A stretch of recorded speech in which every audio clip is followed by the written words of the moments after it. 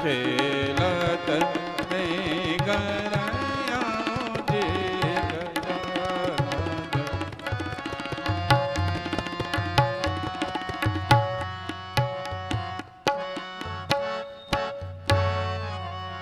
कर्पूर गौरम करुणावतारम संसार सारम भुजगेन्द्रहारम सदा वसंतम हृदयारविंदे अहं भवानी सहितं नमामि। ऐसी आरती निज दिन करिए राम सुमिर भव सागर तिरिए। राम सुमिर भव सागर तिरिए। तन मन अर्प चरण चित दीजे। तन मन अर्प चरण चित दीजे। सतगुरु शब्द हृदय धर लीजे। सतगुरु शब्द हृदय धर लीजे। तंदे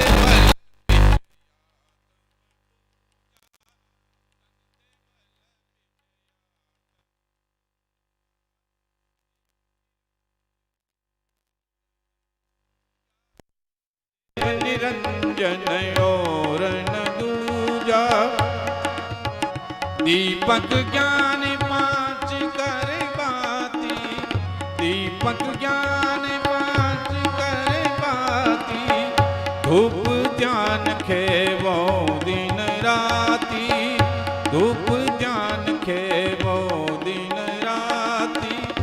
अनहद जाल रस अखंडा। अनहद जाल रस अखंडा। निश दिन सेव करे मन पंडा। निश दिन सेव करे मन पंडा। आनंद आरती आत्म देवा। आनंद आरती आत्म देवा। जन दरियाव करे जा सेवा। जन दरियाव करे जा सेवा। आरती सुन जो सरजनहारा। पलकन बिसरूं नाम तुम्हारा। सरगुण सेवायो में योकारा। निर्गुण नाम सकल विस्तारा। वेद कतेब सुने सब कोई। राम भजन बिन मुक्ति न होई। काया कंता बेस बनाया। गगन मंडल बिच मन मट जाया। शंकर शेष मिल्या सुख सागर। हंसा हीर जुगे युजियागर। ध्रुव प्रहलाद संत सब यादू। ध्रुव प्रहलाद संत सब यादू। दास कबीर नाम देव दादू। दास कबीर नाम देव दादू। संत दास जन प्रेम पटाया। जन प्रेम पटाया। गुरु दरियाव शरण सुख पाया। गुरु दरियाव शरण सुख पाया। अनंत संत जादर ते ध्याना। अनंत संत जादर ते ध्याना। ता सुख राम किया विश्रामा। ता सुख राम किया विश्रामा। आरती सुन जो सिरजनहारा। पलकन विसरूं नाम तुम्हारा। पलकन विसरूं नाम तुम्हारा।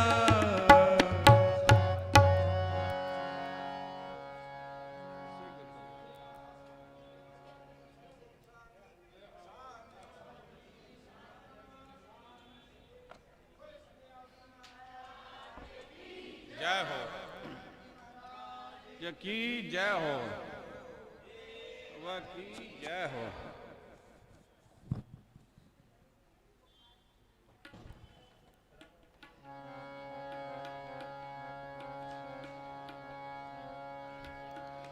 आप सभी आसन पर विराजो।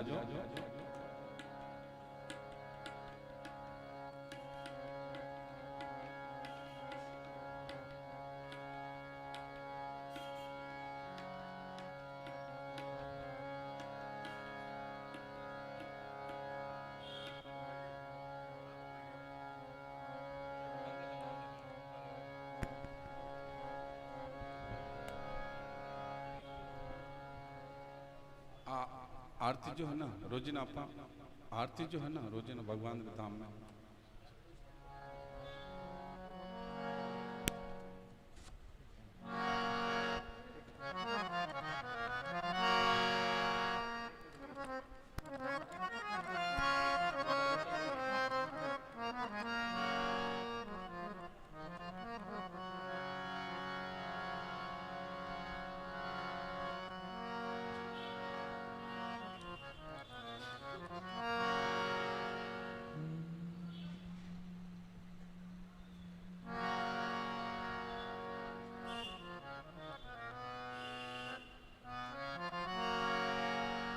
श्री राम श्री राम श्री राम।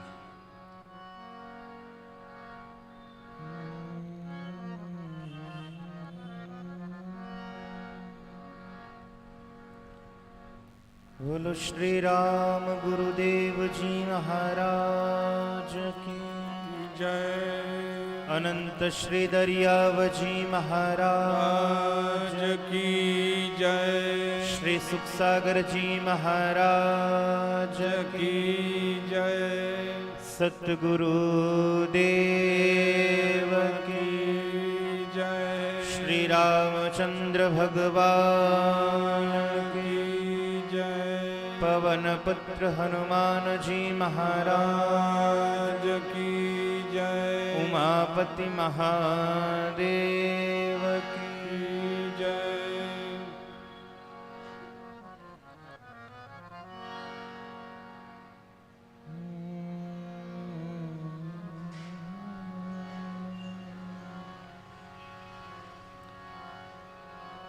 वक्रतुंड महाकाय सूर्यकोटि समप्रभ निर्विघ्नं कुरु मे देव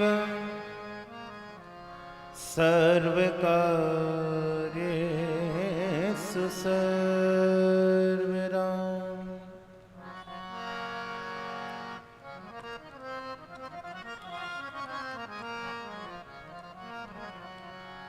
गजाननं भूतगणादिसेवितम्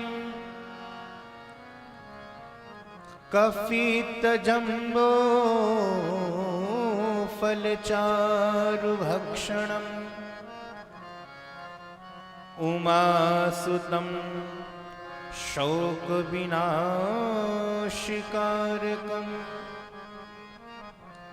नमामि विघ्नेश्वर पादपङ्कजम्।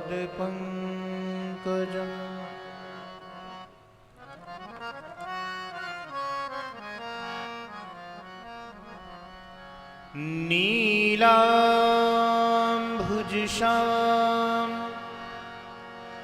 मलकोमलाङ्गम्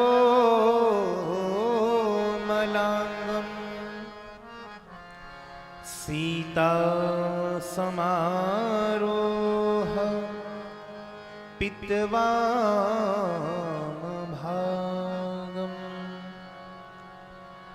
पाणो महासायकचारुचापम्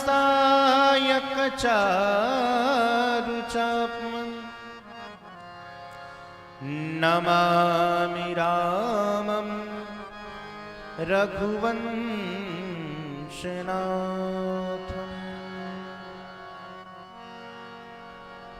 नीलाम्भुजश्याम मलकोमलाङ्गम्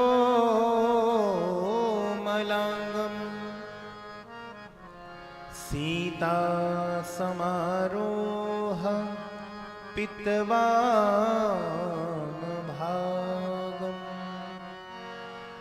पाणो महासायकचारुचापम्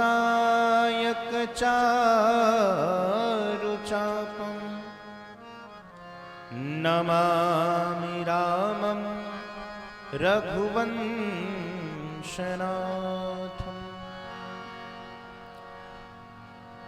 यस्यांके विभाति भूधरसुता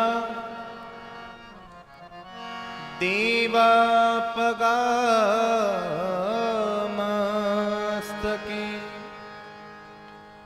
बाले बालविधुर्गले च गरलं व्यस्योरसि व्यालरा सोऽयं भूतिविभूषणसुरवर सर्वाधिपा सर्वदा सर्वदा श्रीशङ्करं नमस्तुते। अतुलितबलधामम्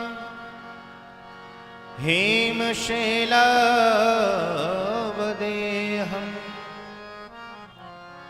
दनुजवनकृशानं ज्ञाननामाग्रगण्यम् सकलगुणनिधानं वानराणामधीशम्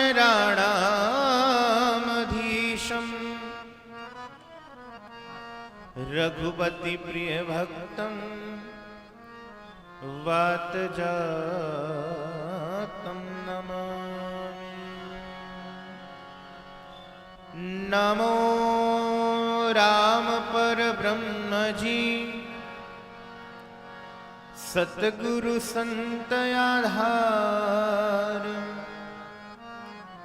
जन दरिया बंधन करे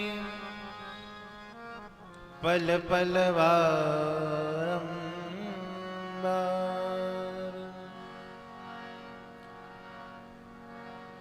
नमो नमो परब्रह्म गुरु नमस्कार सब संत जन सुखिया वंदन करे नमो नमो हरिकंत।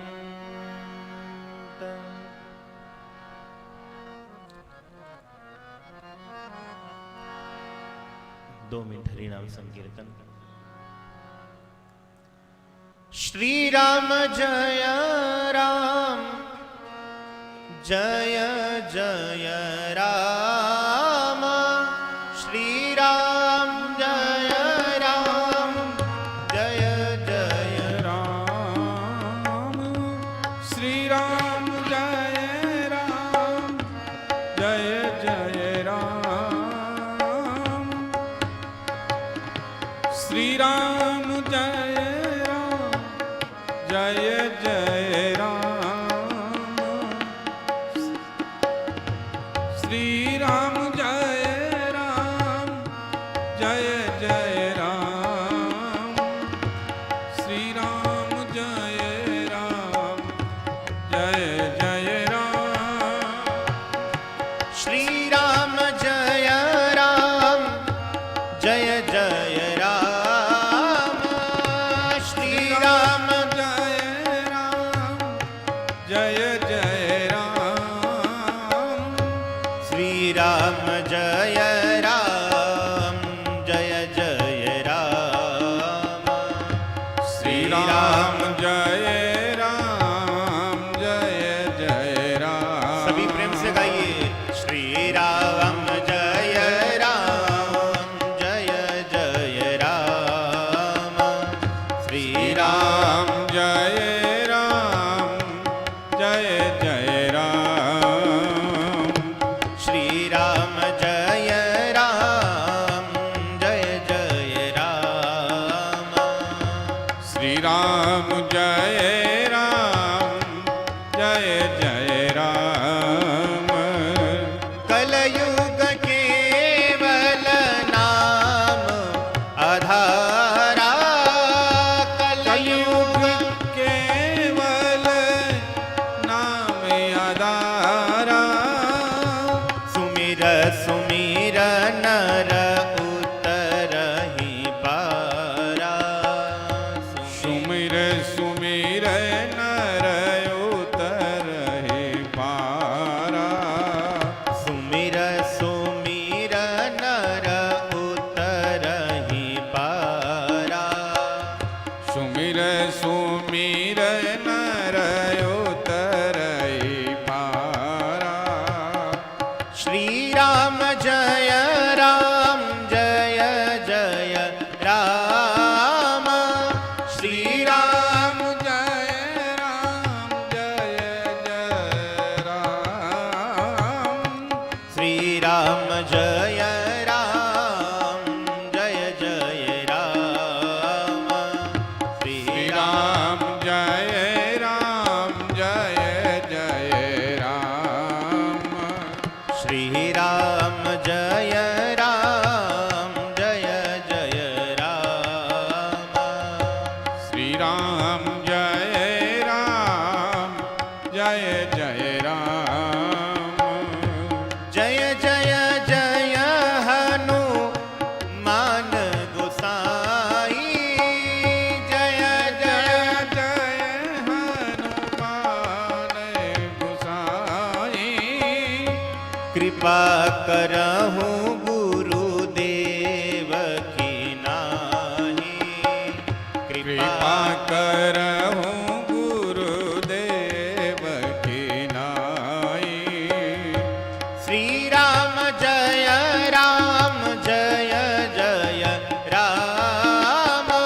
श्री श्री राम राम जय जय राम। श्री राम जय जय राम। श्री श्री राम जय जय राम। संकट मोचन कृपा निधान। संकट मोचन कृपा निधान। संकट मोचन कृपा निधान। संकट मोचन कृपा निधान। जय हनुमान प्यारे जय हनुमान। जय हनुमान प्यारे जय हनुमान। जय हनुमान प्यारे जय हनुमान। जय हनुमान प्यारे जय हनुमान। श्री राम जय जय राम। श्री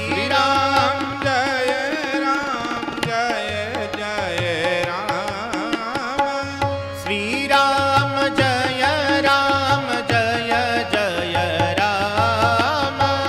श्री राम जय जय राम।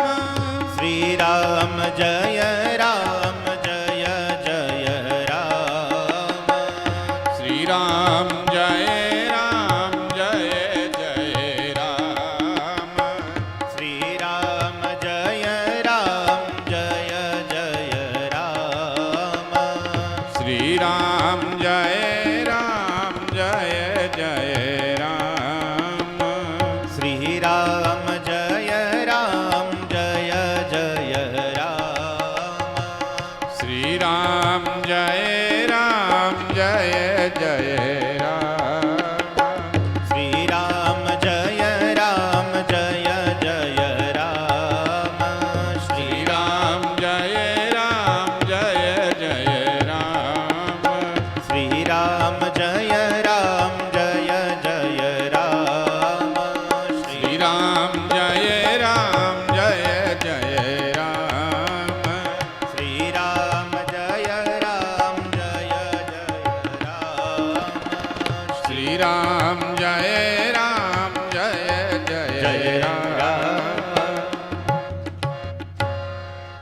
बोलो श्री रामचंद्र भगवान की जय। पवन पुत्र हनुमान जी महाराज महाराज की जय। उमापति महादेव की जय।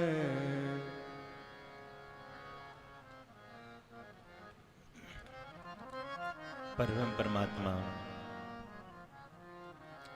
अकारण करुणा वरुणालय भक्त वंशा कल्पतरु मर्यादा पुरुषोत्तम भगवान श्री रामचंद्र जी के चरणों में बारंबार वंदन करते हुए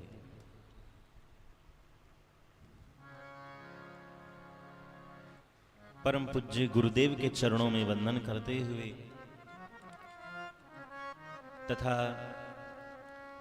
रामसभा प्रांगण में विराजमान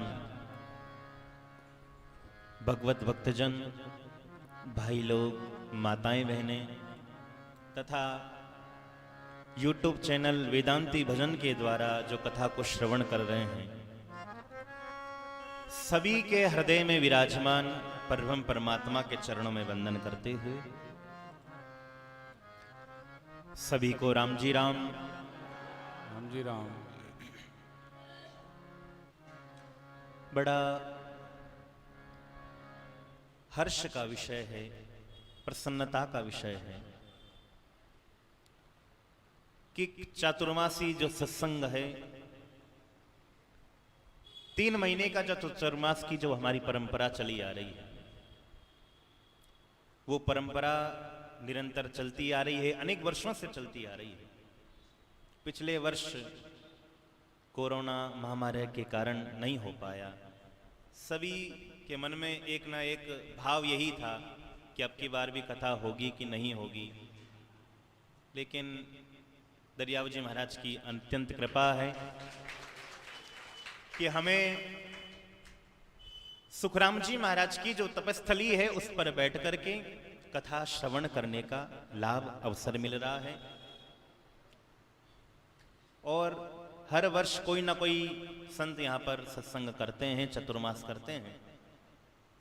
अब की बार अवसर, क्योंकि सब जो भी बड़े बड़े हैं, वरिष्ठ संत हैं, बड़े पूज्य गुरुदेव हैं, शास्त्री जी महाराज हैं, ध्यानीराम जी महाराज हैं, सब अब की बार बाहर हैं, तो छोटो टाबर कोटे नंबर आयो आपके पास हो। तो 3 महीने तक देखिए चतुर्मास किसे कहा जाता है? चातुर्मास एक समय होता है, साधना का समय। प्रत्येक व्यक्ति के लिए साधना का समय होता है। किसान है तो किसान के लिए भी साधना का समय। बरसात होगी कि नहीं होगी, हो गई है तो महाराज खेती बोनी है, उसकी रखवाली करनी है, सारा कार्य करना।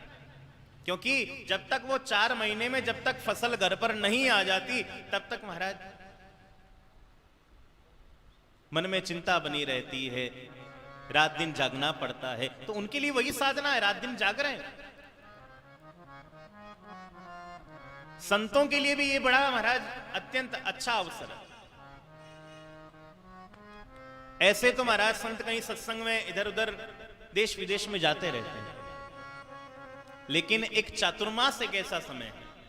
चातुर्मास बनाया ही इसलिए है कि बस 4 महीने सब जगह छोड़ करके एक जगह बैठ करके प्रभु का ध्यान करा जाए और कुछ हरि की चर्चा करिए जाए।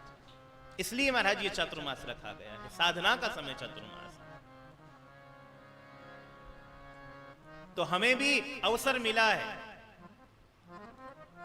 भले ही अनेक बीमारियां चल रही है बाहर, लेकिन फिर भी देखिए चारभुजा नाथ की, सुखराम जी महाराज की हमारे पर अत्यंत कृपा है।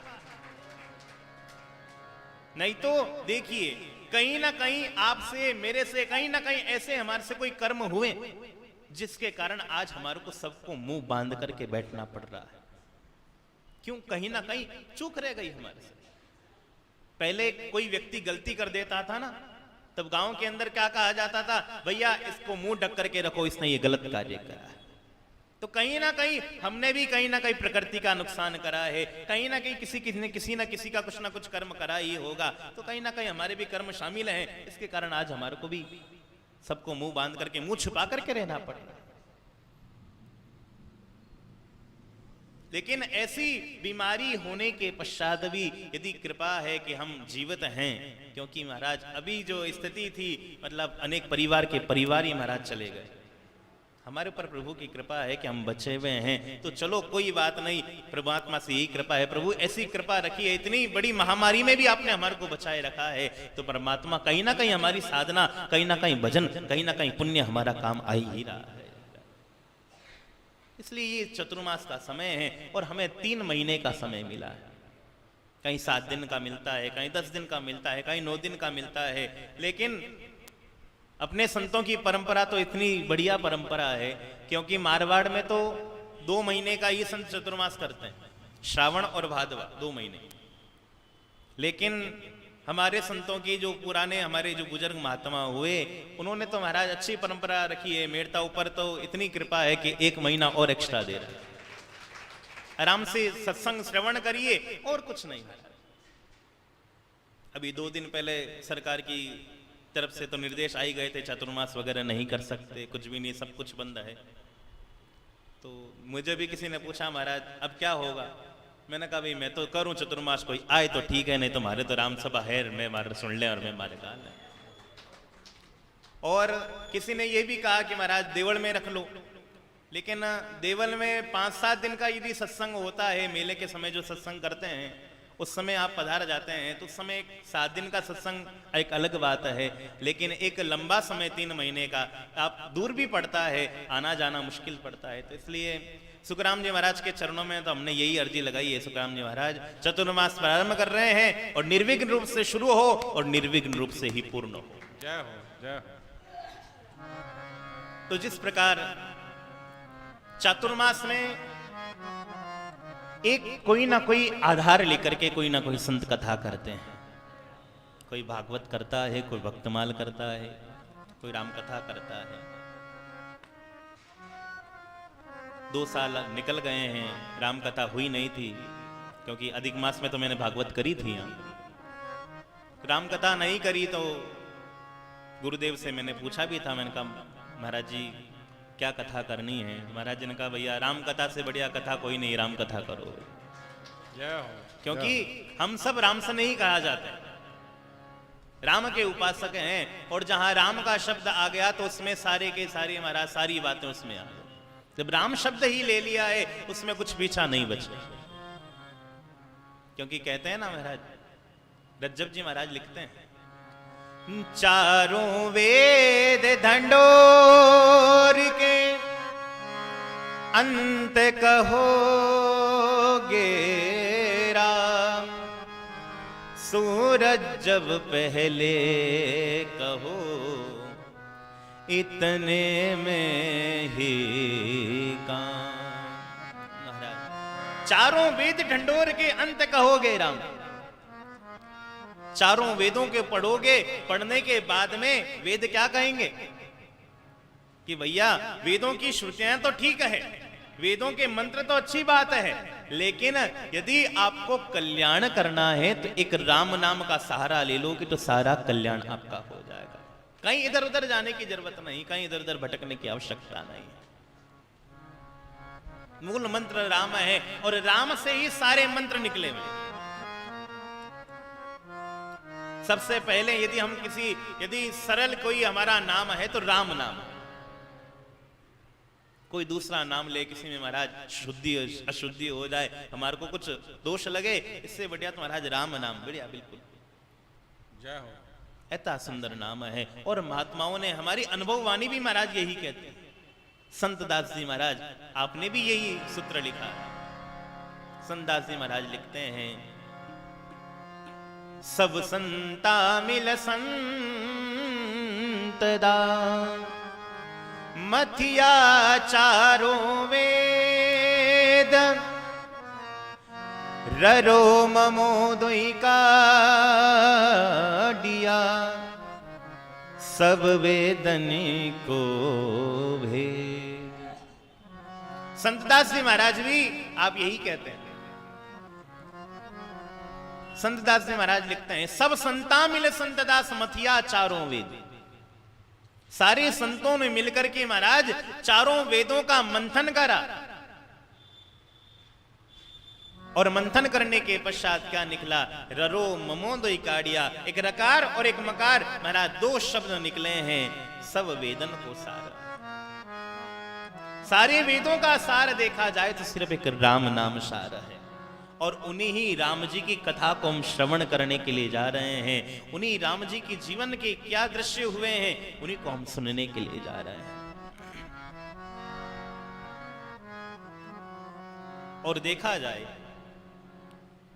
मुझसे यदि पूछा जाए कि यदि आपके यदि पसंदीदा यदि कोई ग्रंथ है तो कौन सा ग्रंथ है, तो मैं तो सीधा यही कहूंगा, भैया राम कथा सबसे प्रसिद्ध है, राम कथा मुझे सबसे अच्छी लगती है। यूं नहीं कह सकता कि भैया भागवत अच्छी नहीं है, सब ग्रंथ सब बढ़िया है, सब नमन है सब ग्रंथों को, लेकिन एक राम कथा में देखिए चौपाइयां हैं, गाने का कुछ अलग ही उनका आनंद है। बाबा गोस्वामी जी महाराज को हम कभी नहीं भूल सकते, क्योंकि गोस्वामी जी महाराज की कृपा से ही आज हम सबको ये राम कथा श्रवण करने के लिए मिल रही है।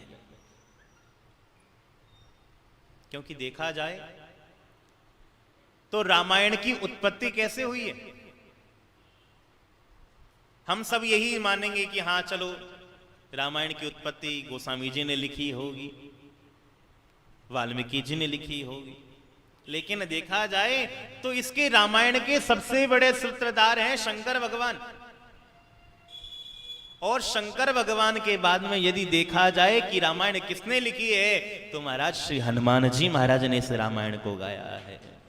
बोलो श्री हनुमान जी महाराज की जय।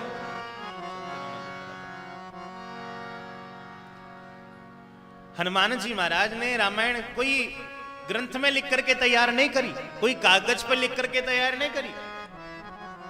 हनुमान जी महाराज ने बड़े बड़े जो पत्थर हैं, बड़े बड़े पत्थरों के ऊपर महाराज रामायण लिखी,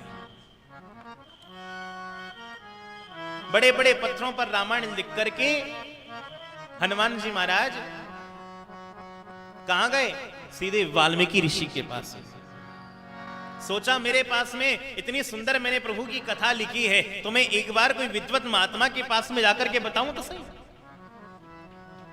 सीधे गए वाल्मीकि ऋषि के पास और उनको जाकर के वाल्मीकि ऋषि के चरणों में प्रणाम करा। तब वाल्मीकि ऋषि भी रामायण लिख रहे थे।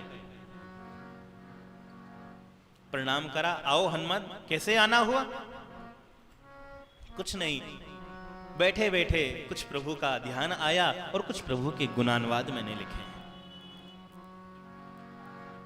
बताओ कहां लिखे? वाल्मीकि जी ने महाराज जब उनके गुणानुवादों को देखा, पत्थरों के ऊपर जब राम कथा पूरी लिखी हुई देखी, वाल्मीकि ऋषि ने मन में विचार करा, अरे भैया ये कथा यदि हनुमान जी की कथा आ गई तो फिर मुझे कौन पूछेगा। मन में भाव आ गया। अब ऐसा भाव आया तो कहा, हनुमान जी आपकी कथा तो बड़ी सुंदर है, लेकिन मैं आपसे कुछ मांगना चाहता हूं। हनुमान जी ने कहा, महाराज मांगी। तो कहा, आपको राम की सौगंध है, आप जो भी दोगे उस पर अटल रहोगे। हनुमान जी ने कहा, जब राम की सौगंध ही दिला दी है तो महाराज जो आप मांगेंगे उस पर अटल रहूंगा। बताते हैं वाल्मीकि ऋषि ने कहा, हनुमान जी पहले तो आपने जितने भी पत्थर महाराज राम कथा के लिखे हैं वो सब के सब महाराज समुद्र में डाल। हनुमान जी ने कहा ठीक है, समुद्र में डाल दिया, कोई बात नहीं।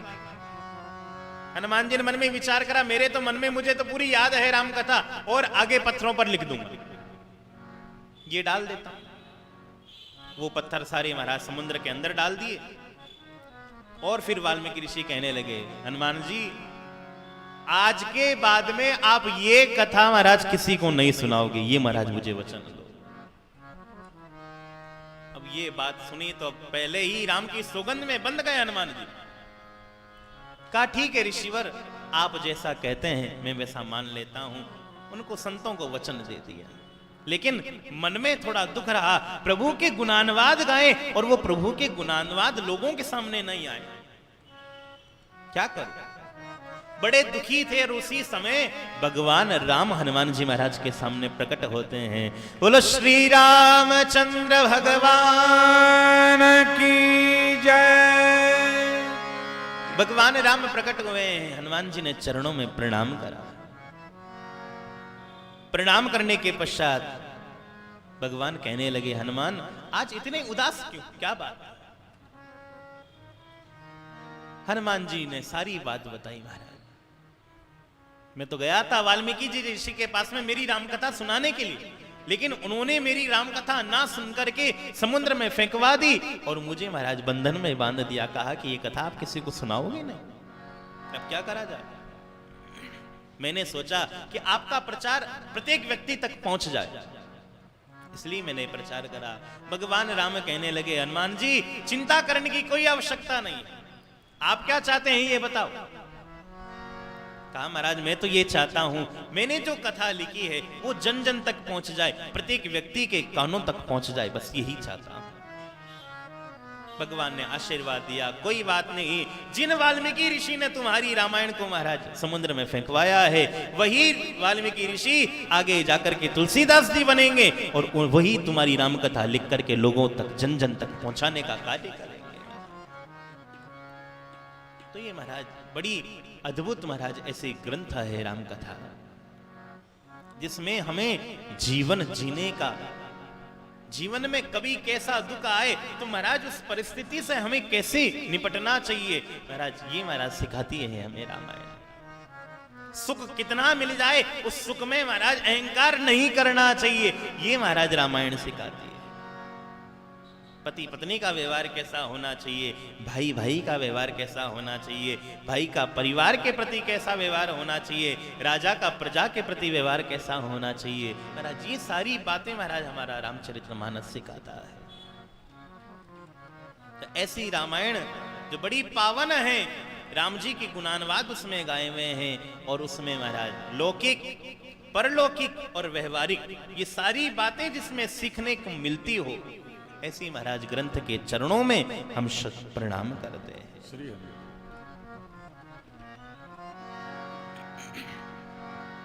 और देखा जाए तो रामायण में ही महाराज प्रश्न भी है और उत्तर भी है।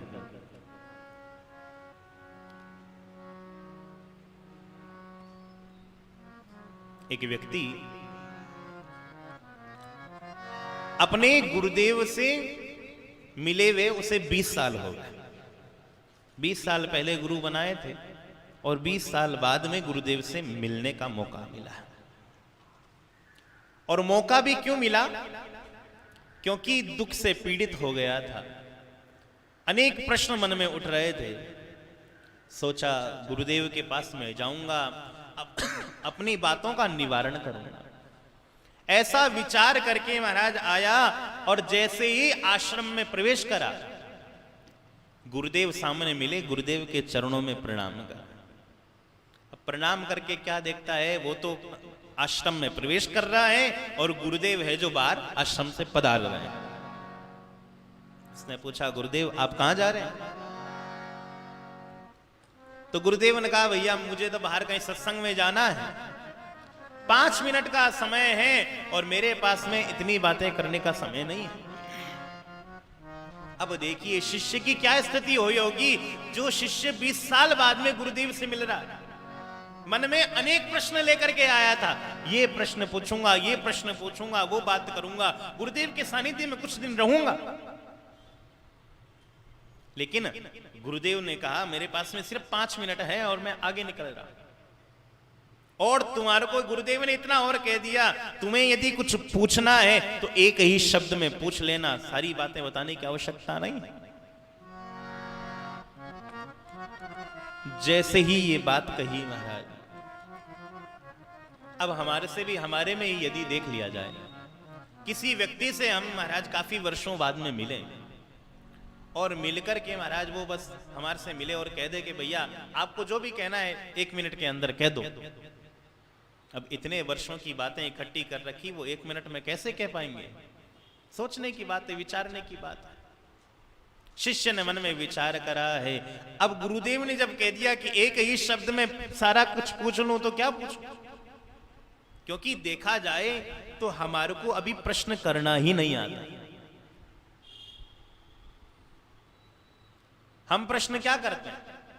किसी संत के पास में जाएंगे, किसी विद्वत जनों के पास में जाएंगे, किसी योगी के पास में जाएंगे, जति के पास में जाएंगे और वहां जाकर के प्रश्न क्या करेंगे? हमारा व्यापार नहीं चलता है, हमारे परिवार में ये समस्या है, हमारे परिवार में वो नहीं है, छोरा को ब्याह बनो रियो, अरे तो बहनों ब्याह खुद रो ही कोने, तो खुद बाबा जी बनोड़ा बैठा। वही व्यापार तो वो खुद व्यापार छोड़ करके आए हैं, वो क्या बताएंगे आपको व्यापार की बात? क्योंकि हमारा प्रश्न ही कभी सही नहीं होता, प्रश्न ही हमारा गलत होता। किस व्यक्ति से क्या प्रश्न करना है वही हमें अभी तक पता नहीं। और जो प्रश्न यदि अच्छा कर लेगा, यदि अपने जीवन के कल्याण का प्रश्न कर लेगा तो उसका तो कल्याण स्वतः ही हो जाएगा।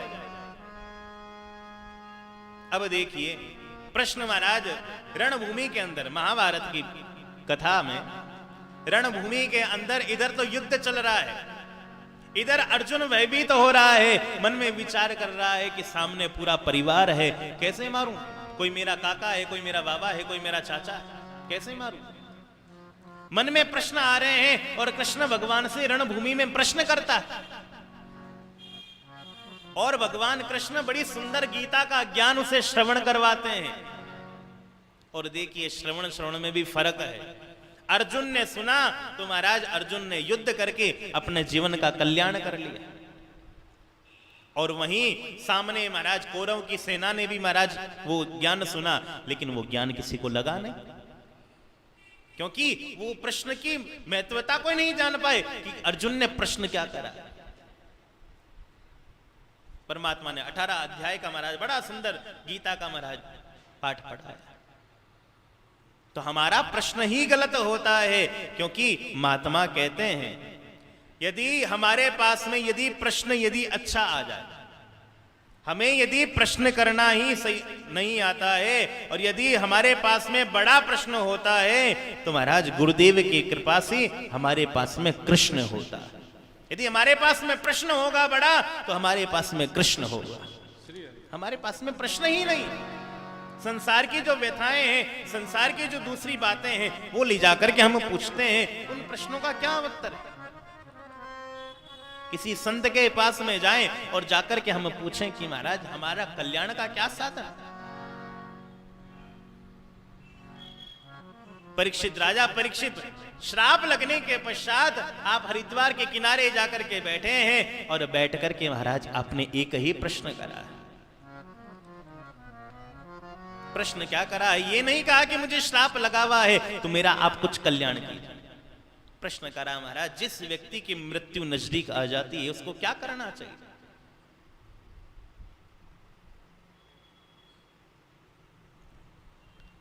तो अब महाराज वो शिष्य पूछ रहा है, प्रश्न कर रहा है। सोचा कि गुरुजी ने तो कह दिया एक शब्द में ही सारा उत्तर दे दो, प्रश्न कर लो। मन में विचार करा और विचार करके गुरुदेव के चरणों में प्रणाम करके कहता है, गुरुदेव रामायण। अब ये उसका प्रश्न हो गया, गुरुदेव रामायण। अब जैसे ही ये शब्द कहा है तो देखिए संस्कृत एक अद्भुत भाषा है, एक ही शब्द के दो प्रयोग हो जाते हैं। अब एक शब्द है संस्कृत के अंदर सारंग। अब सारंग शब्द घोड़े को भी कहते हैं, सारंग शब्द नमक को भी कहते हैं, लेकिन उसकी विशेषता कहां है? एक गुरुजी भोजन करने के लिए बैठे, तो भोजन करने के लिए बैठे तो अपने चेले को कहा भैया सारंग ले आओ। तो चेला ने सोचा, क्योंकि चेले ने तो यही सुना हुआ था कि सारंग यानी घोड़ा, गया जाकर के घोड़ा लेकर के आ गया। अरे भले आदमी, इस घोड़े का मैं क्या करूंगा अभी भोजन के समय? आपने ही तो कहा गुरुदेव की सारंग लेकर के आना है, घोड़े को लेकर के आ गया। सारंग घोड़े को कहते हैं। अरे भले आदमी, मैं भोजन करने बैठा हूं तो सारंग यानी नमक की मुझे आवश्यकता है तो नमक ला करके दे। ठीक है। अब वही गुरुजी एक दिन घूमने के लिए जा रहे थे तो चेले को कहा, चेले जाओ सारंग लेकर के आओ। गया, जाकर के नमक का डब्बा उठा करके ला करके गुरुजी को दे दिया। अरे भले आदमी, हम घूमने जा रहे हैं तो घूमने जा रहे हैं तो इस नमक का क्या करेंगे? जब यहां सारंग की आवश्यकता घोड़े की है, शब्द एक ही है लेकिन अलग अलग जगह की अलग अलग महत्वता। अब वो शिष्य ने गुरुजी से प्रश्न करा, हर प्रश्न में क्या बोला है, गुरुदेव रामायण, मेरा प्रश्न है रामायण। अब देखा जाए तो रामायण के यदि हम संधि करें, कोई व्याकरण को जानने वाला व्यक्ति हो तो बड़ी अच्छे से समझ में आ जाए। अब रामायण के यदि महाराज हम संधि करें तो रामा प्लस धन प्लस अयन 3 शब्द जुड़ते हैं तब जाकर के रामायण शब्द बना, और इसमें संधि हो गई दीर्घ संधि। हिंदी के जो छात्र हैं, संस्कृत के जो छात्र हैं, वो संधि पढ़ाई जाती है, 2 अक्षरों को मिलाना उसे संधि कहा जाता है। तो रामा प्लस धन प्लस अयन तो क्या हो गया, रामायण। अब देखिए संस्कृत शब्द में यदि राम यदि शब्द है तो वो भगवान राम हो गए, और यदि राम के पीछे यदि आ की मात्रा लग गई रमा हो गया, रामा हो गया, तो महाराज रामा शब्द माया का शब्द है। शब्द वही है, एक आ की मात्रा का फर्क है, एक आ की मात्रा हट गई तो महाराज भगवान राम हो गए मर्यादा पुरुषोत्तम, और उसमें यदि आ की मात्रा लग गई तो वो महाराज माया हो गया। तो चेले ने क्या कहा, चेले ने कहा गुरुजी रामायण, रामायण यानी गुरुजी मेरे हृदय को माया ने घेर लिया है। अब सिर्फ देखिए कितना बड़ा प्रश्न कर लिया एक ही अक्षर के अंदर। अब जैसे ही ये कहा है तो गुरुदेव ने महाराज शब्द सुना, और शब्द सुन करके गुरुजी उत्तर देने लगे, और उत्तर देते हुए गुरुजी कहने लगे वापिस रामायण। गुरुजी ने भी वापिस वही उत्तर दिया, रामायण। गुरुजी कहना चाहते हैं, गुरुजी इतना कह करके चले गए। शिष्य समझदार था और समझ गया। गुरुजी ने क्या कहा, गुरुजी कहते हैं देखिए वहां पर संधि हुई, रामा धन और अयन ये 3 शब्द जुड़े, तब महाराज वो माया हो गई वहां पर, और यहां पर महाराज आ की मात्रा हटी, और आ की मात्रा हटते ही गुरुदेव कहना चाहते हैं, गुरुदेव ने वापस वही जवाब दिया रामायण। गुरुदेव क्या कहना चाहते हैं, गुरुदेव कहना चाहते हैं भैया जिस माया को तूने हृदय में धारण कर लिया है उसकी जगह भगवान राम को हृदय में धारण कर लिया। ये महाराज एक ही शब्द है और एक ही शब्द के 2 अर्थ निकल गए। तो ऐसी जो प्रतीत पावन जो रावण है, रामायण है, उस रामायण को हम श्रवण कर रहे हैं। और देखिए किसी भी ग्रंथ को सुनने के लिए उसकी महत्वता जाननी जरूरी होती है।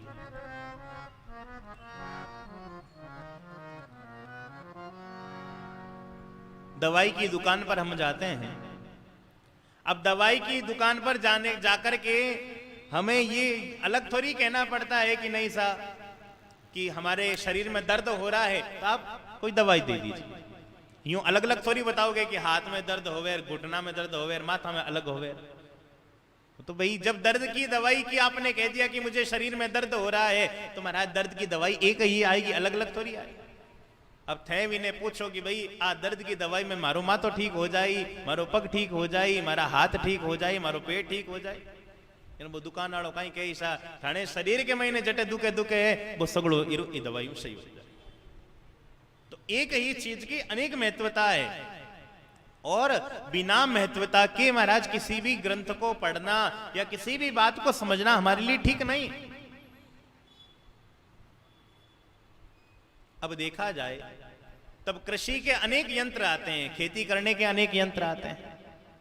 अब देख लीजिए यदि छोटे से छोटे रूप में देख लिया जाए तो महाराज कुलाड़ी मान लीजिए। अब कुलाड़ी की महत्वता क्या है, कुलाड़ी को कैसे चलाते हैं, वो यदि हमें ज्ञान नहीं है तो फिर मतलब खुदरा पग बाढ़ रहा कहीं का। कुलाड़ी को कैसे चलाते हैं तो वो महाराज ज्ञान लेना पड़ता है कि उसको कैसे चलाया जाता है। कोई भी वाद्य यंत्र है तो उसको महाराज देखना पड़ता है कि वो कैसे बजेगा। तो इसलिए हम ग्रंथ की शरणागति में बैठे हैं तो ग्रंथ हमें सिखाता क्या है, ग्रंथ का महत्व क्या है। कि महाराज रे कने 3 महीना आर तो बैठ गया लेकिन वो ग्रंथ कहीं गायो कहीं और कहीं हुणियो कहीं हो की ठाने। तो उस ग्रंथ की महत्वता भी हमें जानना जरूरी नहीं है, जरूरी है। देखिए यदि हम सोचें कि राम कथा में तो सिर्फ एक राजा के राजकुमार राम जी हुए उनका धनुष तोड़ा, उनका विवाह हुआ, वनवास में गए, रावण को मार दिया। ये कथा तो हमें भी मालूम है, लेकिन उस कथा के पीछे उद्देश्य क्या है, उस उद्देश्य को हमें समझना है। उसका महत्व क्या है कथा का, उसे हमें समझना है। और गोस्वामी जी महाराज लिखते भी हैं, क्योंकि हम किसी को व्यक्ति को जब तक जानेंगे नहीं तब तक उसके प्रति हमारा प्रेम जागेगा नहीं। अब राम कथा क्या है, जानना जरूरी है। रामायण क्या है, जानना जरूरी है। इसलिए गोस्वामी जी महाराज लिखते हैं, जानी बिना ना होय परतीति, जानी बिना ना होय परतीति, जाने बिना ना होय परतीति, जाने ना होय परतीति, प्रीति बिना ना होय परतीति, प्रीति बिना ना होय परतीति। श्री राम जय राम जय जय राम, श्री राम जय राम जय जय राम, श्री राम जय राम जय जय राम, श्री राम जय राम जय जय राम। देखिए, मेरे कथा करने के स्वभाव का आप अच्छी तरीके से जानते हैं। एक तो जब कीर्तन करता हूं तब थोड़ा ताली का सहयोग, और थोड़ा थोड़ा हाथ बोल ले हो तो थोड़ो कि थानो ही बोलो वे कि मारो ही बोलो वे, और की बोलो करवा नहीं आयो डा के घर की बोमा कहती कि जाओ पूरा 2 घंटा शांति रही घर के महीने की। श्री राम जय राम जय जय राम, श्री राम जय राम जय जय राम, श्री राम जय राम जय जय राम, श्री राम जय राम जय जय राम, श्री राम जय राम जय जय राम, श्री राम जय राम जय, श्री राम जय राम जय जय राम, जान बिना ना होय परतीति, जान बिना ना होय परतीति, प्रीति बिना ना होय परतीति, प्रीति बिना ना होय परतीति। श्री राम जय राम जय जय राम, श्री राम जय राम जय जय जय राम। बोलो श्री रामचंद्र भगवान। भगवान की जय। तो गोस्वामी जी महाराज भी यही लिखते हैं, जान बिना न होए परतीति। जब तक किसी व्यक्ति को जानेंगे नहीं, पहचानेंगे नहीं, तब तक उसके प्रति हमारा प्रेम जागृत नहीं होगा।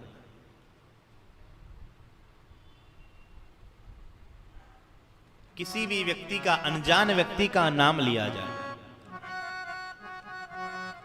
अनजान व्यक्ति है, हम उसे जानते नहीं है, लेकिन उस व्यक्ति के प्रति यदि कोई व्यक्ति आकर के कहे कि साहब फलाना आदमी तो इतना बढ़िया आदमी है, समाज की सेवा में आगे रहता है, गैयों की सेवा में आगे रहता है, संतों की सेवा में आगे रहता है, धार्मिक सेवा में आगे रहता है। अब जैसे ही हमने उस व्यक्ति का नाम सुना, हमने उस व्यक्ति को देखा नहीं है कभी, लेकिन उसके नाम सुनने से, उसकी महिमा सुनने से हमारे उसके प्रति प्रेम जागृत हो गया। भैया ऐसा धार्मिक व्यक्ति है तो हम भी कभी मिले उससे। तो हम राम कथा की शरण में बैठे हैं, तो हनुमान जी महाराज के चरणों में वंदन करते हुए हम यही प्रार्थना करें, हनुमान जी महाराज भगवान राम के प्रति आपका जो प्रेम है वही का वही प्रेम आप हमारे हृदय में भी उत्पन्न कर दीजिए। जाने बिना ना हो ये प्रतीति, जब तक किसी व्यक्ति को जानेंगे नहीं, कह दिया जाए कि सिर्फ राम, तो महाराज राम को जानने के लिए महाराज अनेक योगियों को महाराज अनेक वर्ष चले गए, लेकिन फिर भी अंत में वो राम को नहीं जान पाए। राम को कौन जान पाया? अनेक बड़े बड़े संत महात्मा है, ऋषि मुनि योगी, वो यही कहते थे, नेति नेति कहते पुकारते थे, नहीं पार पाया, नहीं पार पाया। लेकिन वो देखो प्रेम की पराकाष्ठा, वो महाराज केवट अनपढ़ महाराज, ना कोई वेद पढ़ावा ना कुछ पढ़ावा, प्रभु से कहता है, प्रभु मैं आपके मर्म को जानता हूं, आपके महत्व को जानता हूं। तो हम भी प्रभु का, राम का नाम हमने सुना है, अरे राम क्या है, एक बार राम के शब्द में एक बार डूब करके तो देखिए महाराज, आनंद की अनुभूति हो जाएगी। इतना अथाह समुद्र है, चलते जाओगे महाराज हमारी उम्र पूरी हो जाएगी, दूसरा जन्म ले लेंगे। लेकिन महाराज अनेक जन्म संतों ने ले लिए, लेकिन फिर भी उस राम का पता नहीं कर पाए कि राम क्या है। तो हमें भी ये अवसर मिला है 3 महीने का कि हम उस राम को जान पाए, राम के महत्व को समझ पाए, राम क्या है, और कुछ समझ पाए कि नहीं पाए। पूज्य गुरुदेव के यहां अभी जिस कमरे में विराजते हैं महाराज जी, वहां महाराज जी ने एक लाइन लिखी हुई, मैं कमरे में महाराज जी के कुछ कार्य से गया था, तो उस लाइन को पढ़ा जहां महाराज जी लेखन कार्य करते हैं, वहां लिखा है महाराज जी ने बड़ी सुंदर बात लिखी, यदि आराम की तलब है तो बस एक काम कर, यदि आराम की जरूरत है तो बस एक काम कर, आ राम की शरण में और राम राम कर। कितनी सुंदर बात लिख दी। यदि मन में आराम करने की, यदि आराम करना है कि बस हमारा तो मन आराम में रहे, आनंद में रहे, तो बस एक ही काम करना है, राम की शरण में आकर के बैठ जा और राम राम कर, बस महाराज और कुछ नहीं कर। तो हमें भी ये 3 महीने का समय मिला। हम देखिए घर पर बैठते हैं, कहने वाले सब कहते भी होंगे कि महाराज मैं तो घरे बैठकर भी घना राम राम करा। बात हम मान लेते हैं आपकी कि आप करते होंगे, आपका घर का वातावरण अच्छा होगा, आप राम राम भी करते होंगे, लेकिन वो राम राम महाराज कैसे क्या करते हो वो भी हमें जानकारी में है। मन कहाँ चलता है, आप कहाँ चलते हैं, तो वो कोई सुमिरन नहीं है। राम राम कब हमारा सार्थक है महाराज, ऐसी जगह हम जाएं, कोई संतों की तपस्थली पर बैठे, किसी महाराज संतों के सानिध्य में बैठ करके राम का जाप करा जाए, राम का सुमिरन यदि एक ही बार किया जाए तो महाराज वो कल्याणकारी हो जाता है, मोक्षदायक हो जाता है। तो घर पे हम जो राम राम कर ही रहे हैं तो बहुत बढ़िया बात है, जो आप कर रहे हैं बहुत अच्छी बात है, लेकिन ये 3 महीने का जो हमें समय मिला है इसमें भी आप पधारिए। बड़ी सुंदर संतों की तपस्थली है, यहाँ पर बैठ करके आप राम का सुमिरन भी करिए और राम के महत्व को जानने की कोशिश भी करिए कि राम जी क्या है। ऐसी सुंदर रामचरितमानस रामायण हम हमारे बीच में गोस्वामी जी महाराज के द्वारा जो रचित है उसे मैं आपके सामने रख रहा हूं। और रामायण देखा जाए तो रामायण जीवन में इसलिए जरूरी है क्योंकि आज देखा जाए तो आज के समय में व्यक्ति की मानसिकता बड़ी बहुत खराब हो गई। साधन सब हैं, आज देखिए हमारे वैज्ञानिकों ने आज क्या क्या नहीं करा, शरीर को कैसे महाराज अच्छा से अच्छा आरामदायक रखा जाए, महाराज सारी व्यवस्था कर दी गई, सारी सुविधाएं कर दी गई। कोई व्यक्ति चल नहीं पाए तो उसके लिए भी महाराज कुछ ना कुछ कर दिया गया है, व्हील चेयर आ गई है, घुटने में महाराज अनेक घुटने चेंज करा सकते हो, कुछ कर सकते हो, सब कुछ महाराज अलग से अलग महाराज बहुत विज्ञान ने बहुत महाराज अच्छी खोज कर ली। काय की खोज करी? शरीर को स्वस्थ रखने की। लेकिन उन वैज्ञानिकों से पूछ लिया जाए कि भैया मन को स्वस्थ कैसे रखें, आपने इसकी खोज करी क्या? जय हो। शरीर के लिए तो अनेक साधन है, लेकिन शरीर दुखी काहे से? शरीर मन से दुखी है। मन सही है तुम्हारा, सब सही है, लेकिन हमारा शरीर मन से दुखी है। उस मन को सुधारने के लिए कोई वस्तु है तो बताओ।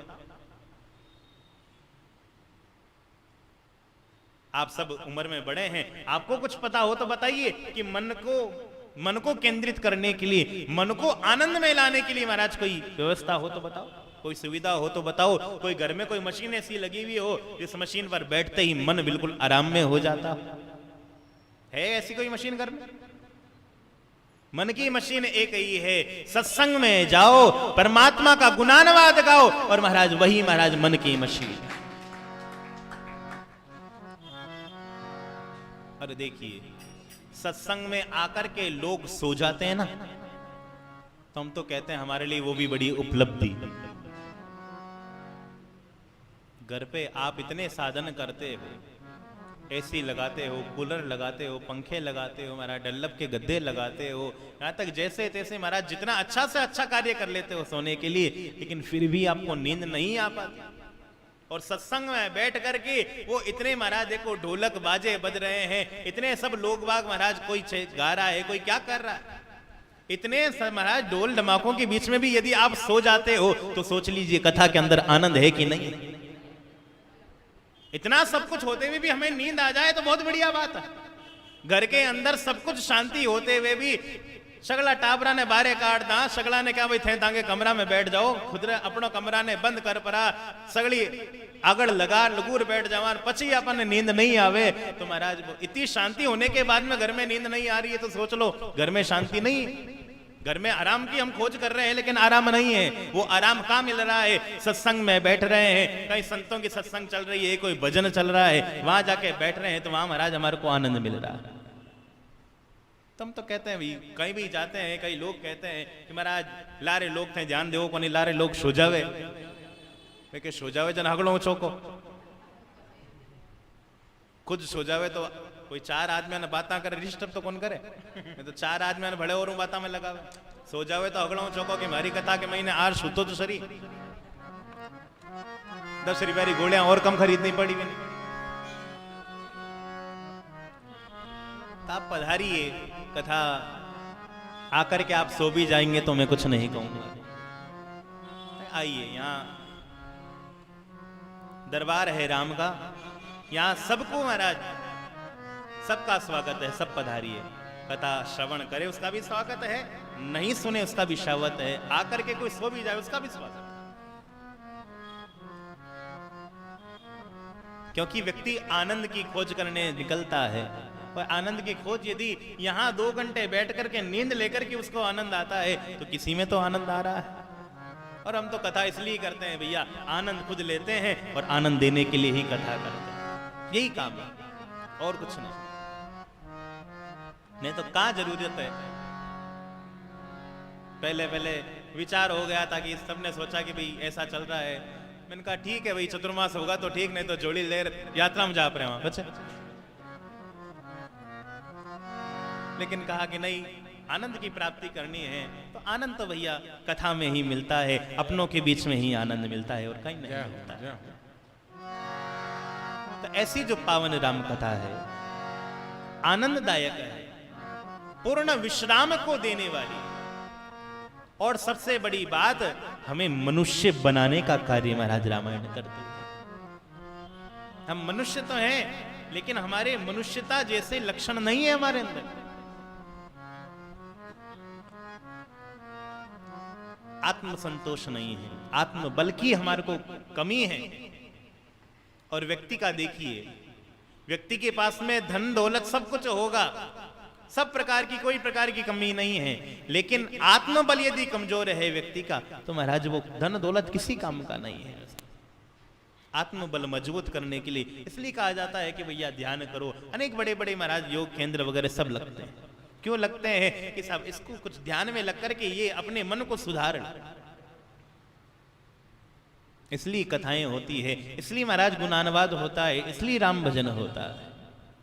तो ऐसा बड़ा सुंदर पावन रामायण कथा को आप श्रवण कर रहे हैं। और गोस्वामी जी महाराज लिखते हैं, महाराज रामायण सुरी तरु की छाया, रामायण सुरतर की छाया, दुख भय दूर निकट जो आया, दुख भय दूर निकट जो आया, रामायण सुर तरु की छाया, रामायण सुर तरु की छाया।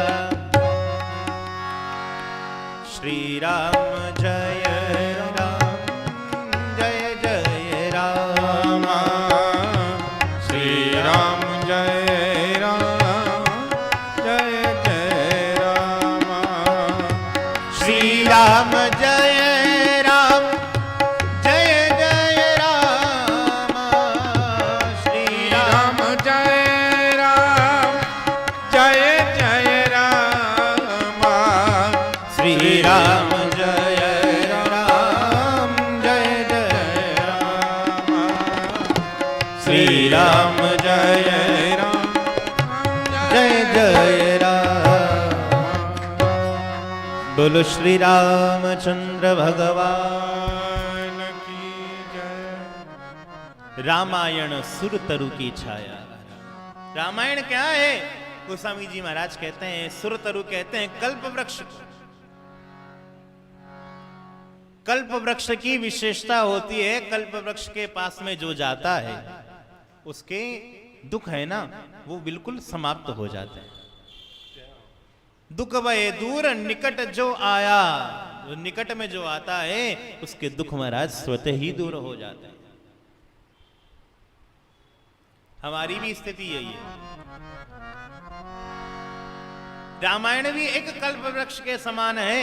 ये रामायण जो ग्रंथ है ये भी ग्रंथ है, एक वृक्ष के समान है। जो नजदीक में आएगा उसका दुख तो दूर हो जाएगा, जय हो। और जो नजदीक में कभी आया ही नहीं हो, कथा किसी ने सुनी ही नहीं हो, राम क्या है उसको जानने की कोशिश ही नहीं कर रही हो, तो वो तुम्हारा जिंदगी भर दुख पाएगा ही पाएगा।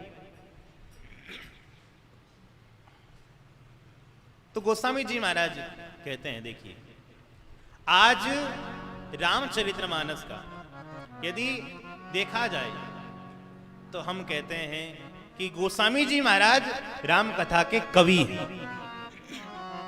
राम कथा के कवि गोस्वामी जी महाराज, तुलसीदास जी महाराज। और राम कथा के आदि कवि हैं वाल्मीकि ऋषि। वाल्मीकि ऋषि आदि कवि हैं जिन्होंने पहले ही राम कथा को लिख दिया, प्रभु के प्रकट होने से पहले कि भगवान पधारेंगे और आकर के ऐसी ऐसी लीलाएं करेंगे। तो कवि हो गए महाराज तुलसीदास जी महाराज, और आदि कवि हो गए वाल्मीकि ऋषि, और महाराज अनादि कवि है वो बाबा शंकर भगवान भोलेनाथ जी महाराज है। अनादि कवि है, अनेक परंपराओं से महाराज आते जा रहे हैं, और उनके मुखार बिंद से ही सारे ग्रंथों का उच्चारण होता है। भागवत देख लीजिए, राम कथा देख लीजिए, और कोई भी अनेक ग्रंथ है वो महाराज शंकर भगवान ने ही महाराज मां पार्वती को पहले सुनाए हैं, उसके पश्चात किसी कवि ने लिख करके उनको तैयार करे हैं। तो रामायण ऐसी है महाराज कल्प वृक्ष के समान। और देखिए हम भारतवासी तो महाराज कभी भी गोस्वामी जी महाराज का जो ऋण है वो कभी नहीं उतार पाएंगे, क्योंकि गोस्वामी जी महाराज ने जो रामचरितमानस लिखी, काफी दिन पहले एक उद्बोधन आया था। एक बूढ़े माता जी हैं, मणिपुर से आगे एक छोटा सा गांव है, उस गांव में देखो स्थिति ऐसी है, ना लाइट है, ना पानी है, ना किसी प्रकार की सुविधा है वहां। लेकिन ना पढ़ाई है ना स्कूल है, कुछ भी नहीं, बिल्कुल महाराज ऐसा गांव है। उस गांव में उस मैया को अभी कुछ दिन पहले ही, अभी 20-25 दिन हो गए होंगे, एक माता जी का उद्बोधन आया था, किसी ने इंटरव्यू लिया, तो वो कहते हैं माता जी कि हमने ना तो स्कूल हमारे गांव में है, ना पानी की सुविधा है, ना बिजली की व्यवस्था है, कुछ भी व्यवस्था नहीं है, लेकिन एक बड़ी सौभाग्य की बात है कि उन माता जी को रामायण पूरी कंठस्थ याद है। अब देखिए रामायण को उन्होंने, देखिए ना कोई उनको पढ़ाने वाला, ना कोई कुछ भी नहीं, कथा कोई सुनने, कथा करने आते थे तो कथा को सुनने जाते थे, और वो सुन सुन करके पूरी कथा को उन्होंने कंठस्थ कर लिया। हमारा रामायण की कौन सी चौपाई बोलनी है आप बताइए, वो बोल करके बता दे। कौन सा दोहा कहाँ है, कौन सा दोहा कौन से कांड का है, वो सब बता दे। तो देखिए आज गोस्वामी जी महाराज ने इतनी सरल भाषा में इसको लिखा है, जब ही तो महाराज प्रत्येक व्यक्ति के घर में महाराज ये रामचरितमानस पहुंचा है, रामायण पहुंची। तो गोस्वामी जी महाराज की बड़ी सुंदर रामायण, जो महाराज कल्प वृक्ष के समान है, जो इसके नजदीक में आता है महाराज उसके दुख अपना आप महाराज दूर हो जाते हैं। और महाराज महात्मा कहते हैं, रामायण सुरधेनु समाना, रामायण सुरधेनु समाना, दायक अभिमत फल कल्याण, दायक अभिमत फल कल्याण। श्री राम जय राम जय जय राम, श्री राम जय राम जय जय राम, श्री राम जय राम जय जय राम, श्री राम जय राम जय जय राम, श्री राम जय राम जय जय राम, श्री राम जय राम जय जय राम, श्री राम जय राम जय जय राम, श्री राम जय राम जय जय राम। बोलो श्री रामचंद्र भगवान। भगवान की जय। रामायण सुरधेनु समाना, रामायण महाराज एक गौ माता के समान है, कामधेनु गौ माता के समान। और करती क्या है, दायक अभिमत फल कल्याणा, जो उसकी सेवा करता है उसका महाराज कल्याण करती है। रामचरितमानस को हम श्रवण करेंगे, सेवा क्या, श्रवणना ही महाराज यहाँ सेवा है। राम के प्रति, राम के चरणों में महाराज हमारा ध्यान लगाना, हमारा मन लगाना, यही महाराज सेवा है। और जो काम सेवा में करेगा तो महाराज हमारी कहावत में भी कहा जाता है, जो को सेवा करी बिना मेवा तो मिली मिली। तो हम सेवा करेंगे, राम के चरणों में हमारा मन लगाएंगे तो महाराज कल्याण तो स्वतः ही राम जी कर ही देंगे। एक बार मार्ग पर चलने की आवश्यकता है।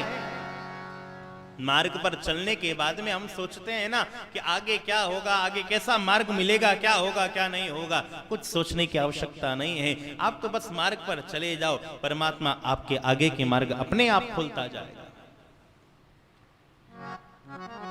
कई कहे महाराज राम राम करवा ने बैठा महाराज यूं आंख्या आगे यूं अंधेरो सो आ जावे, मानी यूं लागे कि आगे लापट बंद है, सगड़ा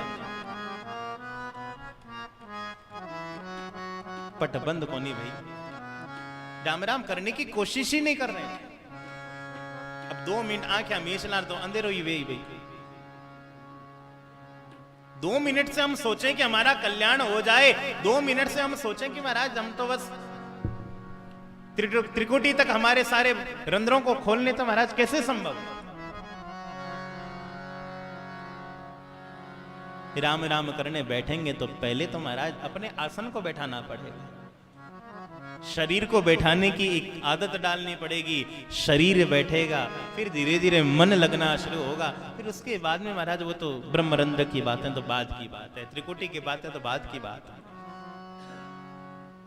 मैं पिसांगण के महीने लाडली साल 400 करतो जना, एक माता जी आया आर पर आर लारे लारे बैठा रे एक टाबर बैठो और टाबर ने क्यों राम राम कर वो राम राम करे वीर अटे माता माते हाथ रखे हाँ बस थारो बिल्कुल त्रिकुटी चालन लागी है मैं क्यों भाई ओ सिस्टम बढ़िया है 5 मिनट के महीने त्रिकुटी हूँ चालन लाग जा जन मैं क्या पता यूं ही कथा करा यूं ही गेला पाता 5 मिनट में महाराज कुछ नहीं होता है। कहने की बात है कि हाँ एक बार राम कहने से सारे पाप धुल जाते हैं, लेकिन भैया अनेक जन्मों के कर्म हमारे ऊपर बंधे हुए हैं। राम राम करने बैठेंगे उन कर्मों का निवारण होगा, उसके पश्चात महाराज वो तो आगे की बातें हैं।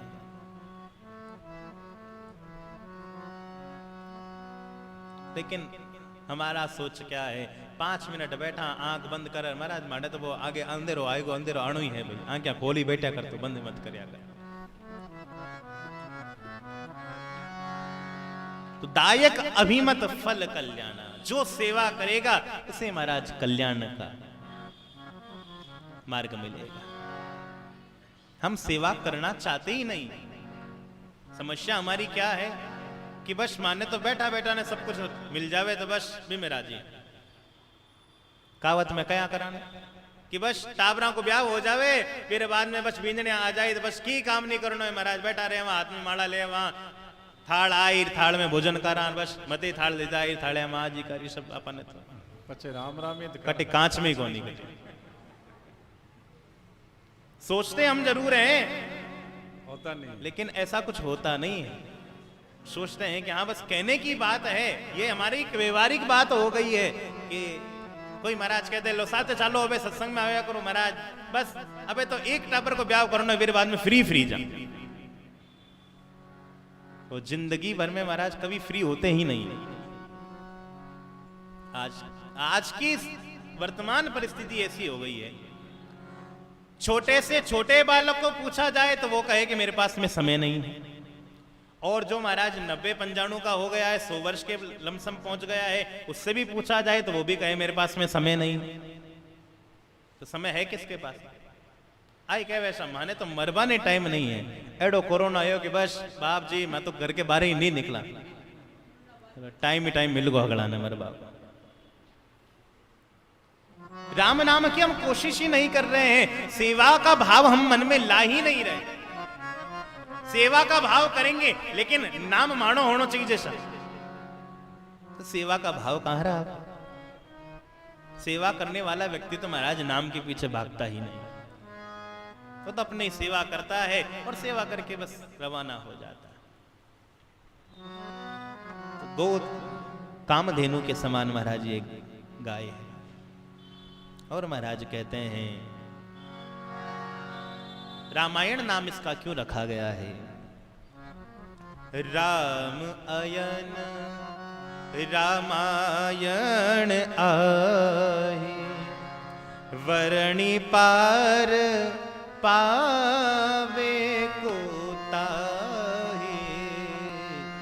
राम अयन रामायण आए, वरणी पार पावे को राम अयन रामायण माही। रामायण में क्या है? अयन कहते हैं स्थान को। जैसे नारायण शब्द है ना, तो नार और अयन 2 शब्द मिलकर के नारायण बना है। तो नारायण क्या? जो जल के अंदर निवास करे वो नारायण। नार कहते हैं जल को, अयन कहते हैं स्थान। तो कहा महाराज रामायण में क्या है? राम और अयन, तो महाराज रामायण बना है। जिस ग्रंथ के अंदर साक्षात भगवान राम जी विराजमान हो, महाराज वही साक्षात रामायण रूपी ग्रंथ है। राम अयन रामायण, रामायण में साक्षात सिर्फ भगवान राम जी विराजमान है। और वरणी पार पावे को,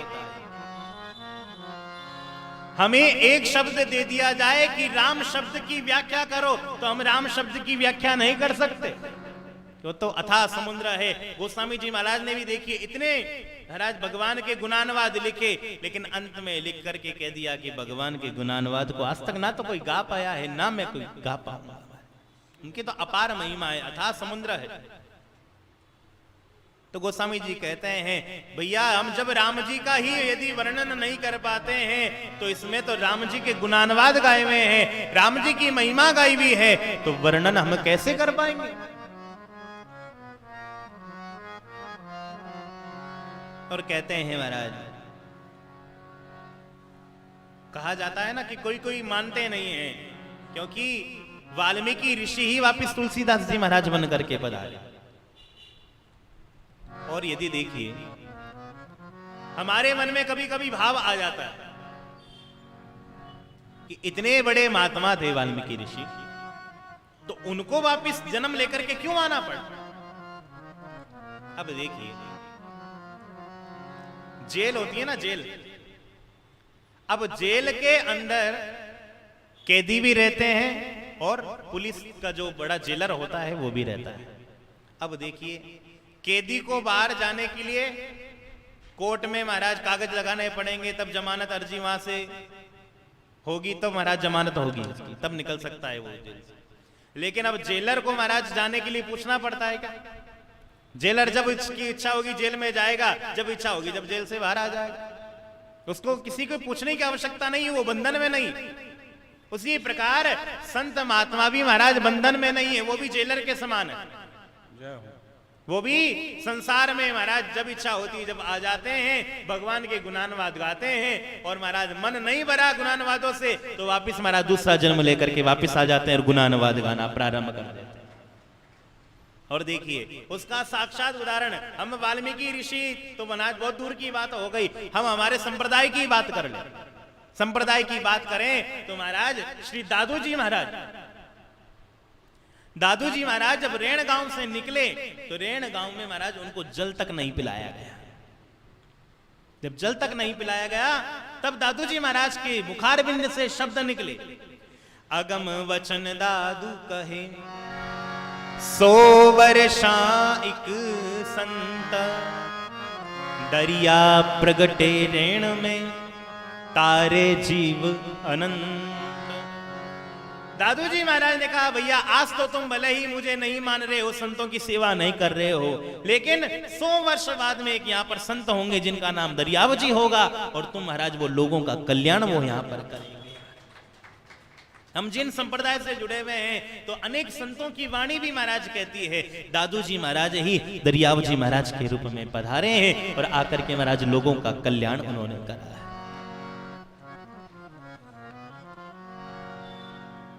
इसलिए सुखराम जी महाराज ने अपनी अनुभव वाणी में लिखा है कि हमारा जो पंथ है वो अलग नहीं है।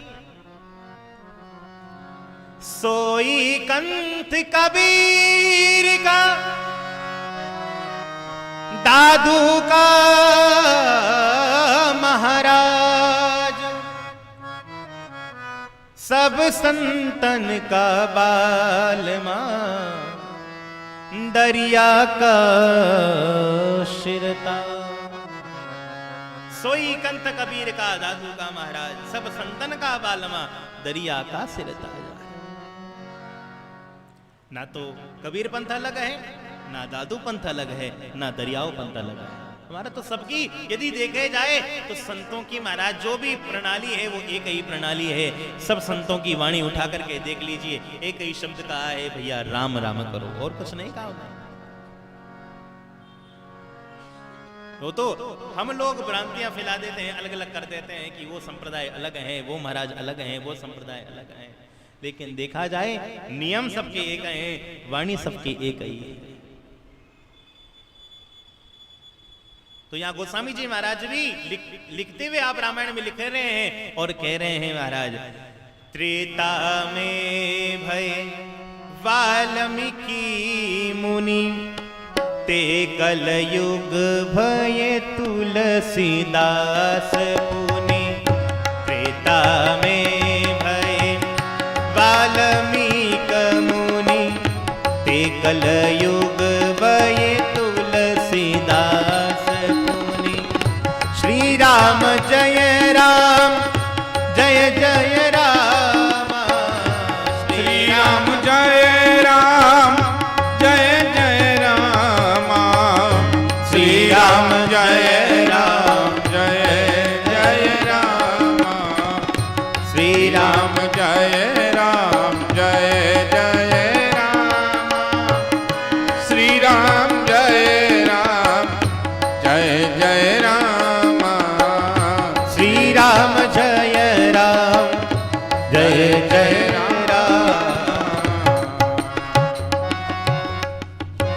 बोलो श्री रामचंद्र भगवान। भगवान की जय। तो कहा महाराज त्रेता युग में रामायण लिखने के लिए महाराज वाल्मीकि ऋषि पधारे, और वही वाल्मीकि ऋषि फिर महाराज कलयुग में तुलसीदास जी महाराज के रूप में पधारे हैं।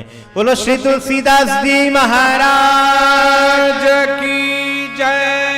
अद्भुत महात्मा हुए जिन्होंने महाराज देखिए रामचरितमानस ऐसा ग्रंथ लिख करके तैयार करा है कि आज कैसा ही महाराज यदि टूटी फूटी भी जिसको हिंदी आती होगी वो भी महाराज इस रामचरितमानस को पढ़ सकता है।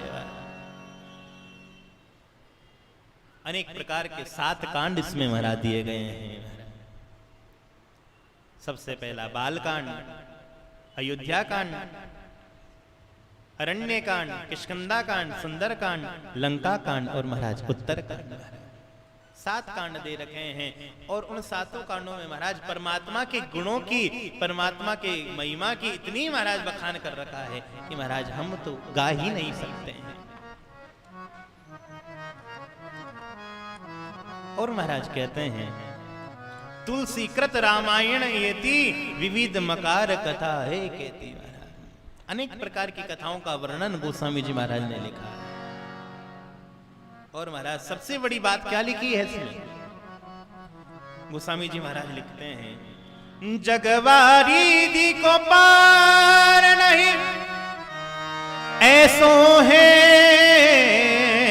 फैलाव तुलसीदास कृपा करी रची रामायण।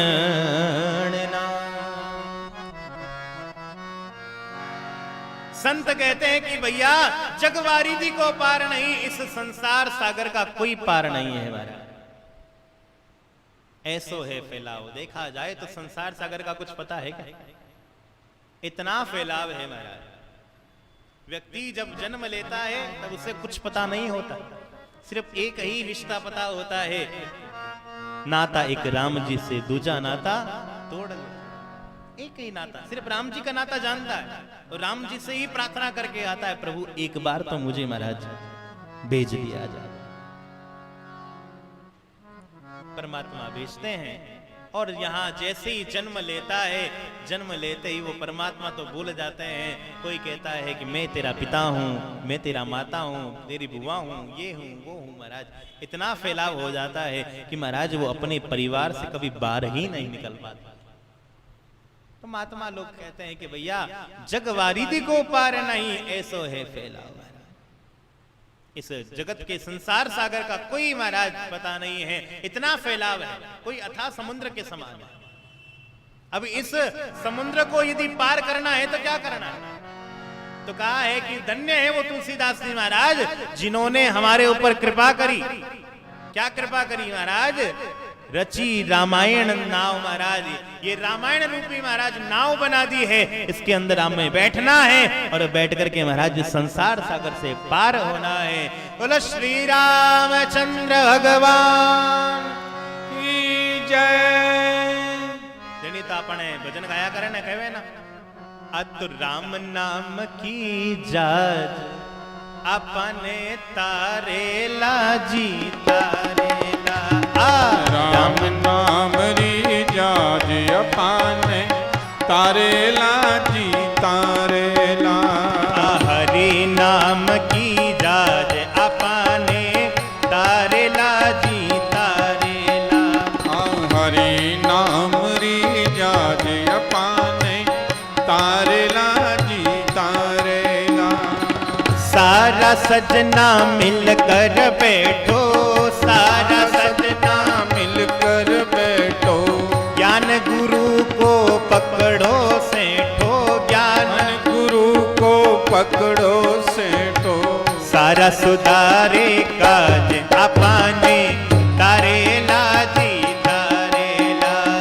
सारा सुधरे काज अपाने तारेला जी तारेला। राम नाम की जाज अपाने तारेला जी तारेला।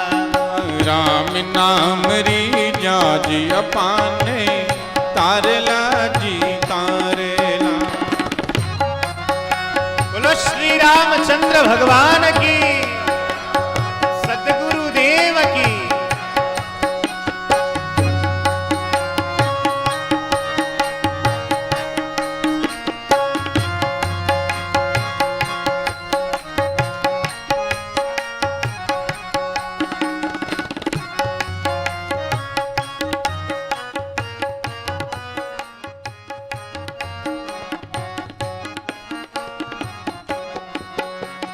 मनुष्य जन्म मिलियो है थाने, मनुष्य जन्म मिलियो है थाने, सांवरिया से प्रीत लगा ले, सांवरिया से प्रीत लगा ले, त्यागो कूट समाज अपाने, तारेला जी तारेला, त्यागो कूड़ समाज अपाने, तारेला जी तारेला।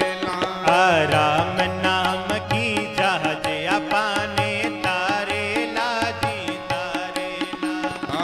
राम नाम री जाज अपाने, तारेला जी तारेला।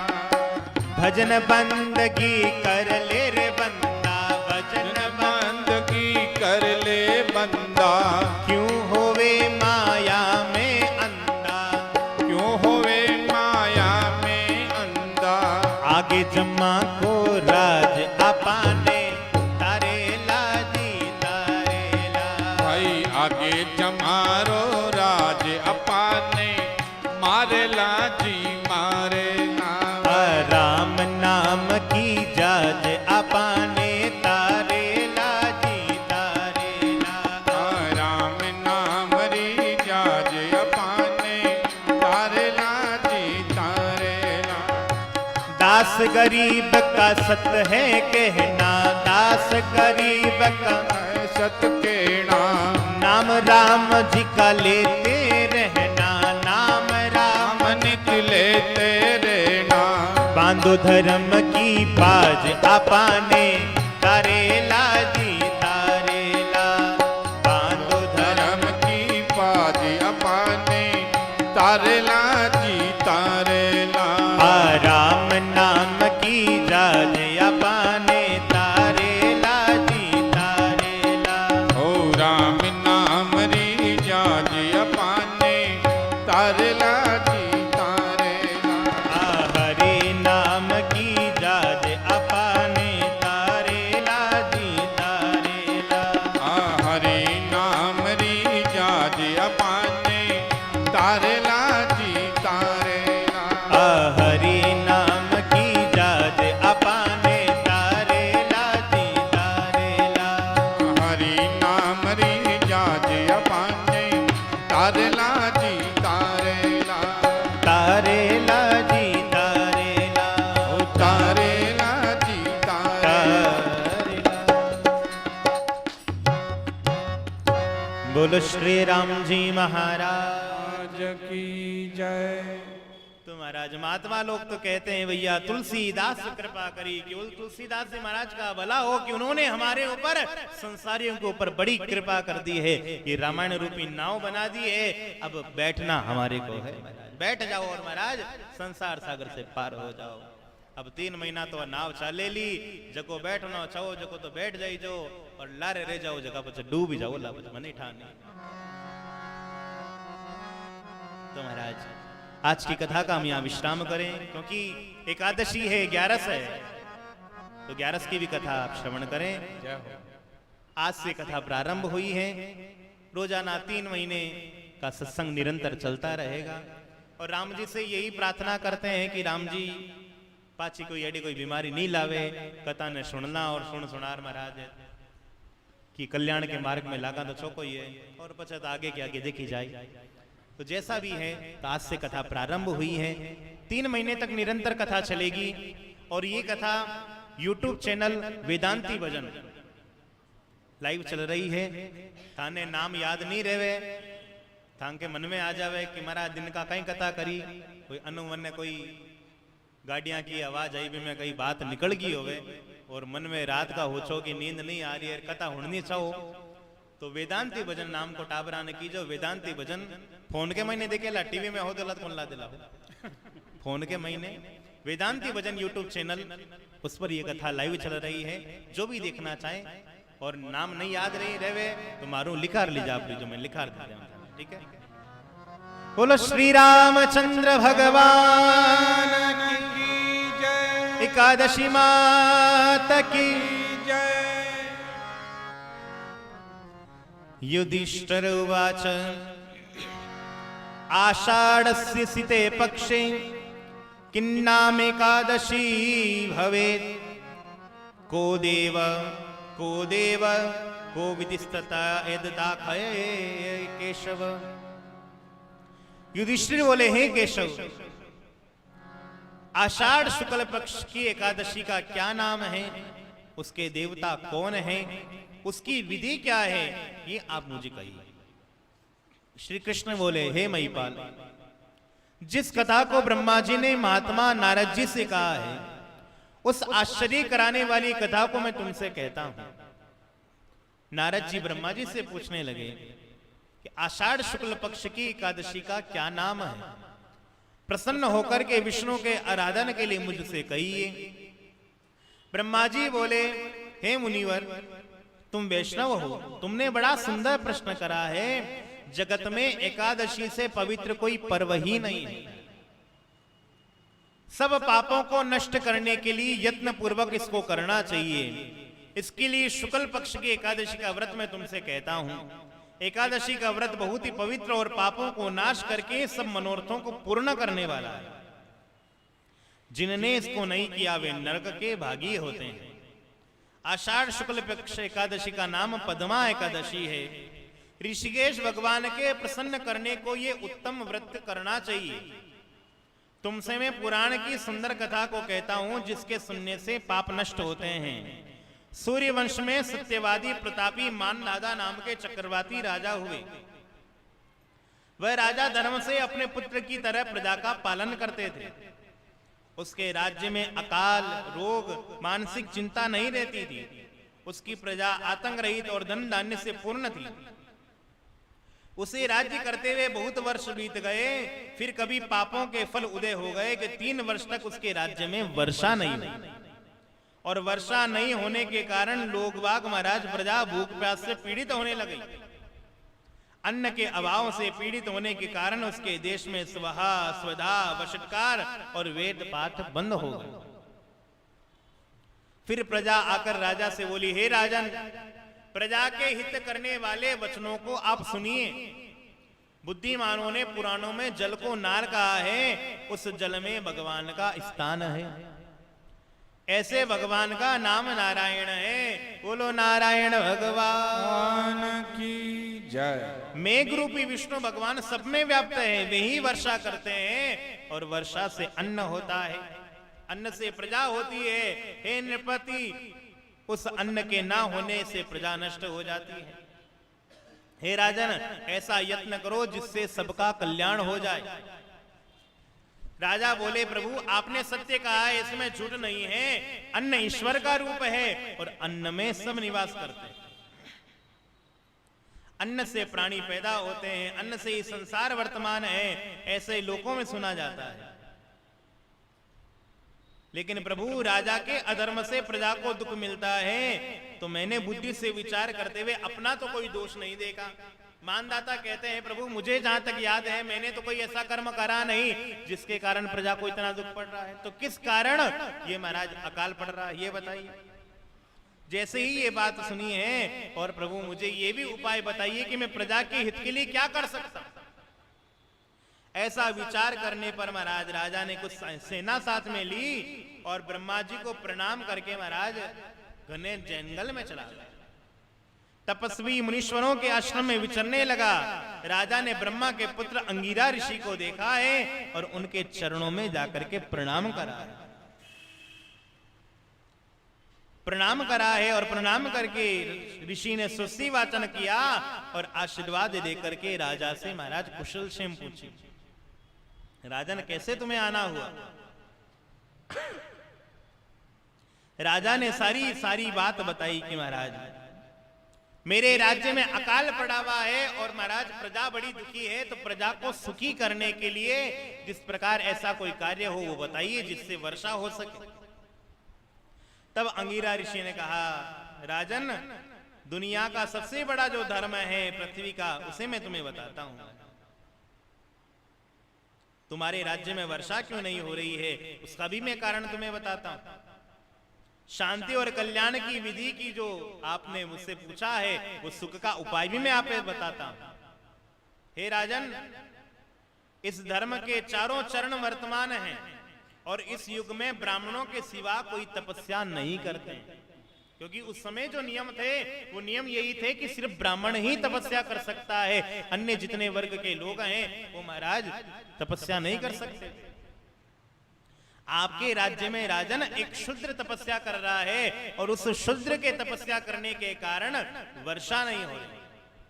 आप ऐसा कीजिए, उसे मारने का उपाय करो जिससे महाराज सारा सब दोष शांत हो जाए। राजा मानदाता कहने लगे, महाराज पहली बात तो मेरे राज्य में मैं निर्दोष व्यक्ति को मारता नहीं, और दूसरी बात कोई तपस्या कर रहा है व्यक्ति, तपस्या करने वाले व्यक्ति को तो मैं बिल्कुल भी नहीं मार सकता। भले ही मेरे राज्य में अकाल पड़ रहा हो लेकिन मैं उस व्यक्ति को नहीं मार सकता। इनके अलावा कुछ मैं कर सकता हूं तो वो आप बताइए। तब अंगिरा ऋषि कहने लगे, राजन, तुम्हें महाराज एक बड़ा सुंदर मैं उपदेश देता हूं।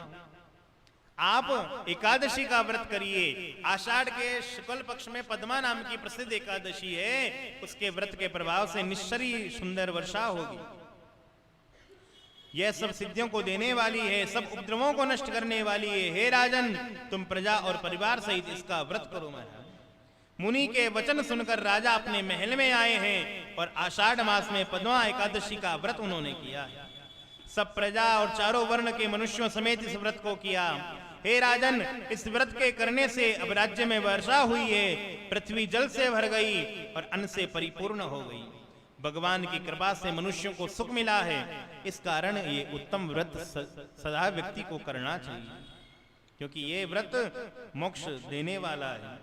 इसके पढ़ने से और सुनने से सब पापों से व्यक्ति छूट जाता है। हे राजन, ये एकादशी देवशयनी एकादशी भी कहलाती है। भगवान को प्रसन्न करने के लिए मोक्ष की इच्छा करने वाले को देवशयनी व्रत सदा करना चाहिए। और चातुर्मास के जो व्रत हैं वो महाराज इसी एकादशी से व्रत प्रारंभ होते हैं। सब अलग अलग व्रत कोई धारण करता है, कोई मन विचार करता है कि सब मैं दूध लेकर के ही रहूंगा, कोई शिकार पर रहता है, कोई कहता है कि मैं दाल छोड़ रहा हूँ, कोई नमक छोड़ रहा है, कोई सब अपने अपने अलग अलग अपने शरीर के हिसाब से सब अपने अपने व्रत को धारण करते हैं। जो व्रत धारण करते हैं वो आज से ही व्रत प्रारंभ होते हैं, और जो चातुर्मास का पालन करते हैं ना, वो चातुर्मास आज से ही प्रारंभ हो चुका। अब आज उन मांगे बस वो दिन उग्यों दिन आते हूं पहला पहला रोटियां जीमनी 4 महीना 8 महीना तो घना ही कदी जीम सका भले भाई, आधी रात का मनवार कर ले बाप जी जीमन के हाँ भाई लो। लेकिन अब चौमासा 4 महीने अनेक प्रकार के जो व्रत हैं वो संत महात्मा व्रतों को करते हैं। अनेक गृहस्थी लोग भी व्रतों का पालन अपने अपने हिसाब से अपने अपने शरीर के अनुसार करते हैं। तो उन व्रतों की विधि महाराज लिखी गई है। अनेक व्रत करने चाहिए। और देखिए, जैसा भी व्रत है तो व्रत करने से शरीर को ही फायदा है। हम 30 दिन भोजन करते हैं और 11 महाराज महीने में 2 बार आती है, 2 बार हम व्रत करेंगे तो महाराज भले ही हम यूं नहीं सोचें कि हमारे को पुण्य मिलेगा कि नहीं मिलेगा। अब आर ने कहवा सा 11 को व्रत करना चाहिए। अब 11 को व्रत करे वो कैसा माने का ही फायदो 11 को व्रत कर भाई, फायदो वही है कि घर में 2 महीना में 2 बार 11 आवे तो थारे 2 दिन को दान बची, वो सब मोटो फायदो वो फायदो है। और दूसरा फायदा ये है कि हम शरीर में महाराज महीने भर हम कुछ ना कुछ खाते रहते हैं, शरीर का संतुलन बिगड़ता रहता है। कभी ब्लड प्रेशर हाई हो जाता है, कभी लो हो जाता है, कभी शुगर बढ़ जाती है, कभी कम हो जाती है। तो 2 दिन भोजन नहीं करेंगे तो शरीर तो संतुलित रहेगा, शरीर तो व्यवस्थित चलेगा। तो शरीर को व्यवस्थित चलाने के लिए ही भले ये व्रत करो, तो व्यक्ति को व्रत जरूर करना चाहिए।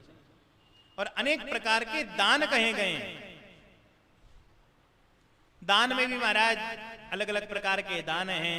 सोने का दान है, वस्त्र का दान है, अनेक प्रकार के, कोई तिल का दान करता है, कोई दीपक का दान करता है, कोई शेष शैया का दान करता है। सबका अलग अलग अपने अपने, जैसे जो व्रत जैसा धारण करता है उसको महाराज वैसा उस व्रत का दान भी महाराज पीछे देना पड़ता है। क्योंकि भगवान के द्वारा जो महाराज, क्योंकि भगवान ही कृष्ण भक्ति और मुक्ति दोनों प्रदान करते हैं। क्योंकि जो मनुष्य वर्षा ऋतु में गोपी चंदन देता है, देवता के शरीर में कुंकुम लगाता है, उससे भगवान प्रसन्न होकर के भक्ति भी देते हैं और मुक्ति भी देते हैं। और द्वारिका में गोपियों के साथ जो भगवान ने, कृष्ण ने जल क्रीड़ा की है, वहां की जो मृतिका है, वहां की जो मिट्टी है, उसको मुनीश्वरों ने गोपी चंदन कहा है, और वही महाराज पापों को दूर करता है। तो उसका भी महाराज दान करना चाहिए। और विष्णु भगवान जिसकी इच्छा पूरी करते हैं, नियम पूरे होने के बाद में तराजू में भरकर महाराज गोपी चंदन दान करना चाहिए।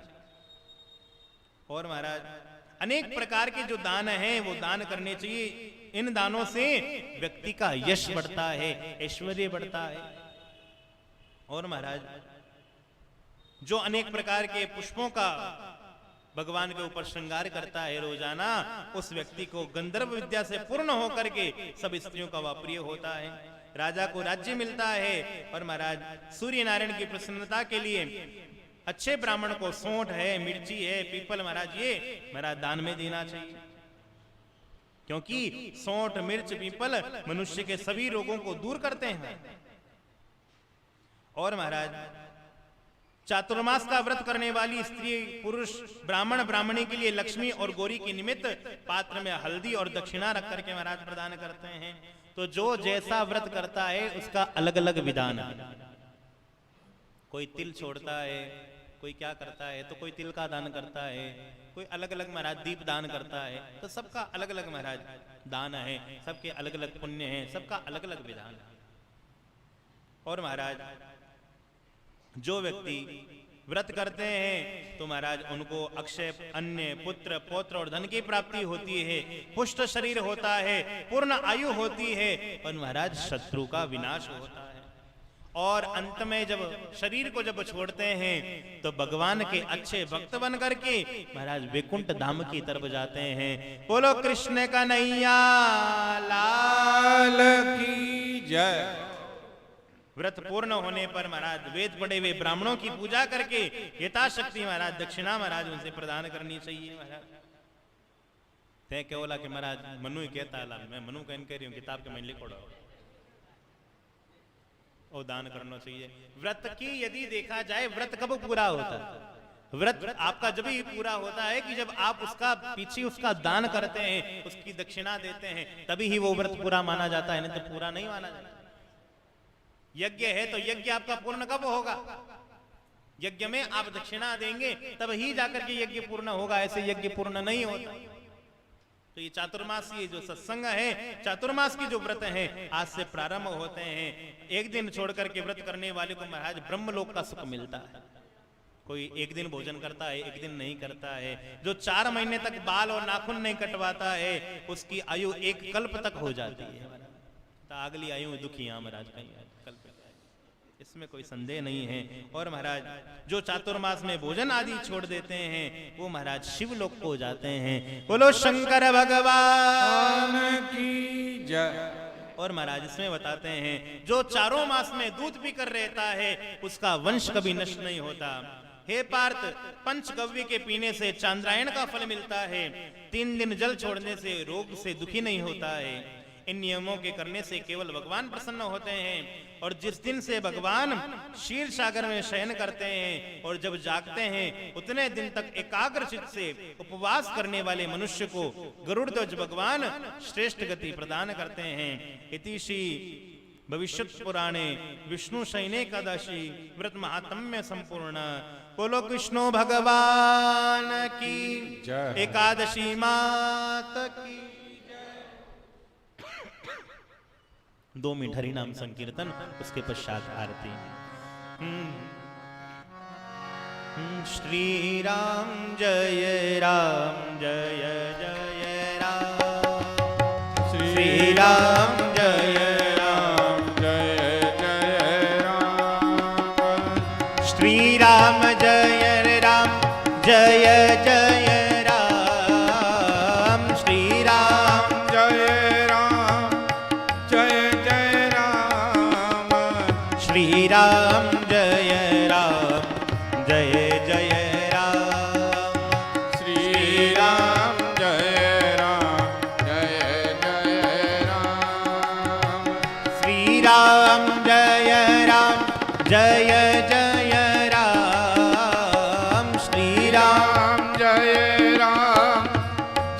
जय राम श्री राम जय राम जय जय राम श्री राम जय राम जय जय राम श्री राम जय राम जय जय राम श्री राम जय राम जय जय राम श्री राम जय राम जय जय राम श्री राम जय राम जय जय राम श्री राम जय राम जय जय राम श्री राम जय राम जय जय राम श्री राम राम जय राम जय जय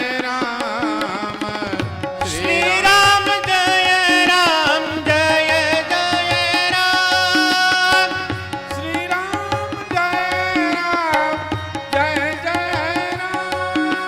श्री राम जय राम जय जय राम श्री राम जय राम जय जय राम श्री राम जय राम जय जय राम श्री राम जय राम जय जय राम जय जय राम श्री राम जय राम जय जय राम श्री राम जय राम जय जय राम जय जय राम जय जय राम ओम नमः पार्वती पतये हर हर महादेव शंभो। आरती हो रही है, सब धीरे धीरे धक्का मुक्की करजो मती, घर बटे को बटे है, उतावड़ा मत करजो। इतनी देर आप विराजिया, 5 मिनट और आरती में आराम हो, आरती करोला, सब अपने अपने स्थान पर खड़ा हो जाओ।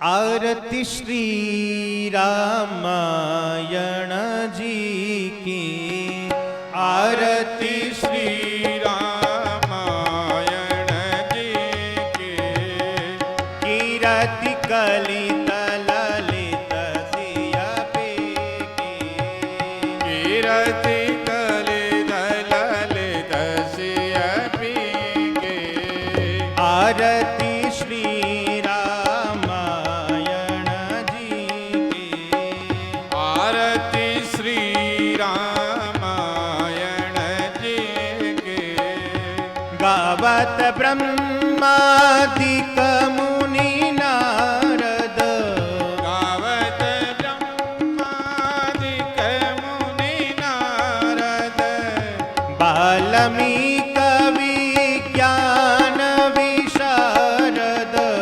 वाल्मीकि विज्ञान विशारद सुख सनकादि शेषी अरु सारद, सुख सनकादि शेष अरु सारद बरणी पवन सुत कीरति नीकी, परनि पवन सुत कीरति नीके आरती श्री रामायण जी की, आरती श्री रामायण जी के सतत गावत शंभु भवानी, संतत गावत शंभु भवानी अरुघट संभव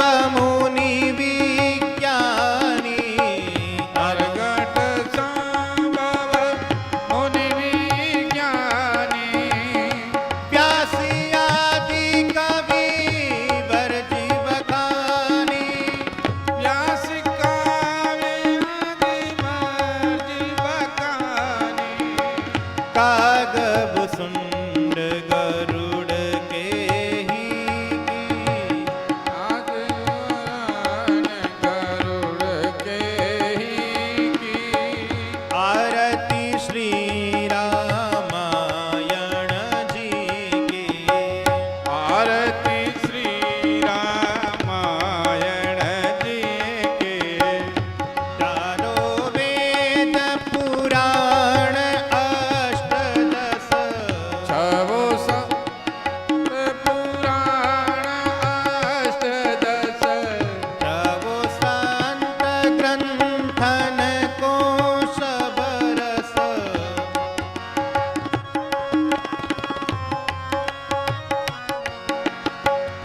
तन मन धन संतन को सरबस, तन मन धन संतन को सर्वस, सार अंश सम्मत सबही की, अद अंश सम्मत सबही की, आरती श्री रामायण जी की, आरती श्री रामायण जी की, कलमल हरणि विषय रस फीकी, कलिमल हरणि विषय रस वीकी, सुबग सिंगार मुक्ति जुबती की, सुभग सिंगार मोती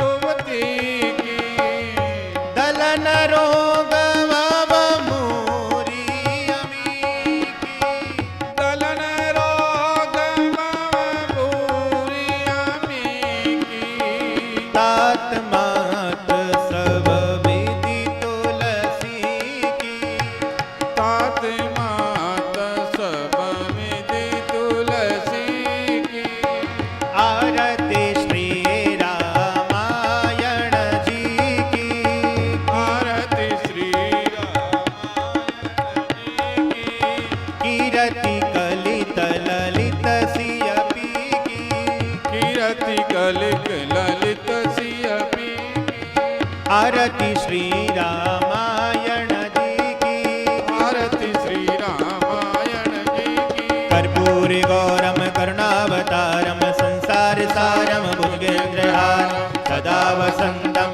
विद्यारविंदे भवं भवानी शतं नमामि। मंगलम भगवान विष्णु मंगलम गरुड़ध्वज मंगलम पुंडरीकाक्षय मंगलाय स्तनो हरे सर्वे मंगल मंगलये शिवे सर्वादि साधके शरण्ये त्र्यंबके गौरी नारायणे नमोस्तुते। हरे राम राम राम हरे हरे, हरे कृष्णा कृष्ण कृष्ण हरे हरे, कृष्ण कृष्ण हरे हरे, कृष्ण कृष्ण हरे हरे। बोलो श्री रामचंद्र भगवान की, पवन पुत्र हनुमान जी महाराज की, उमा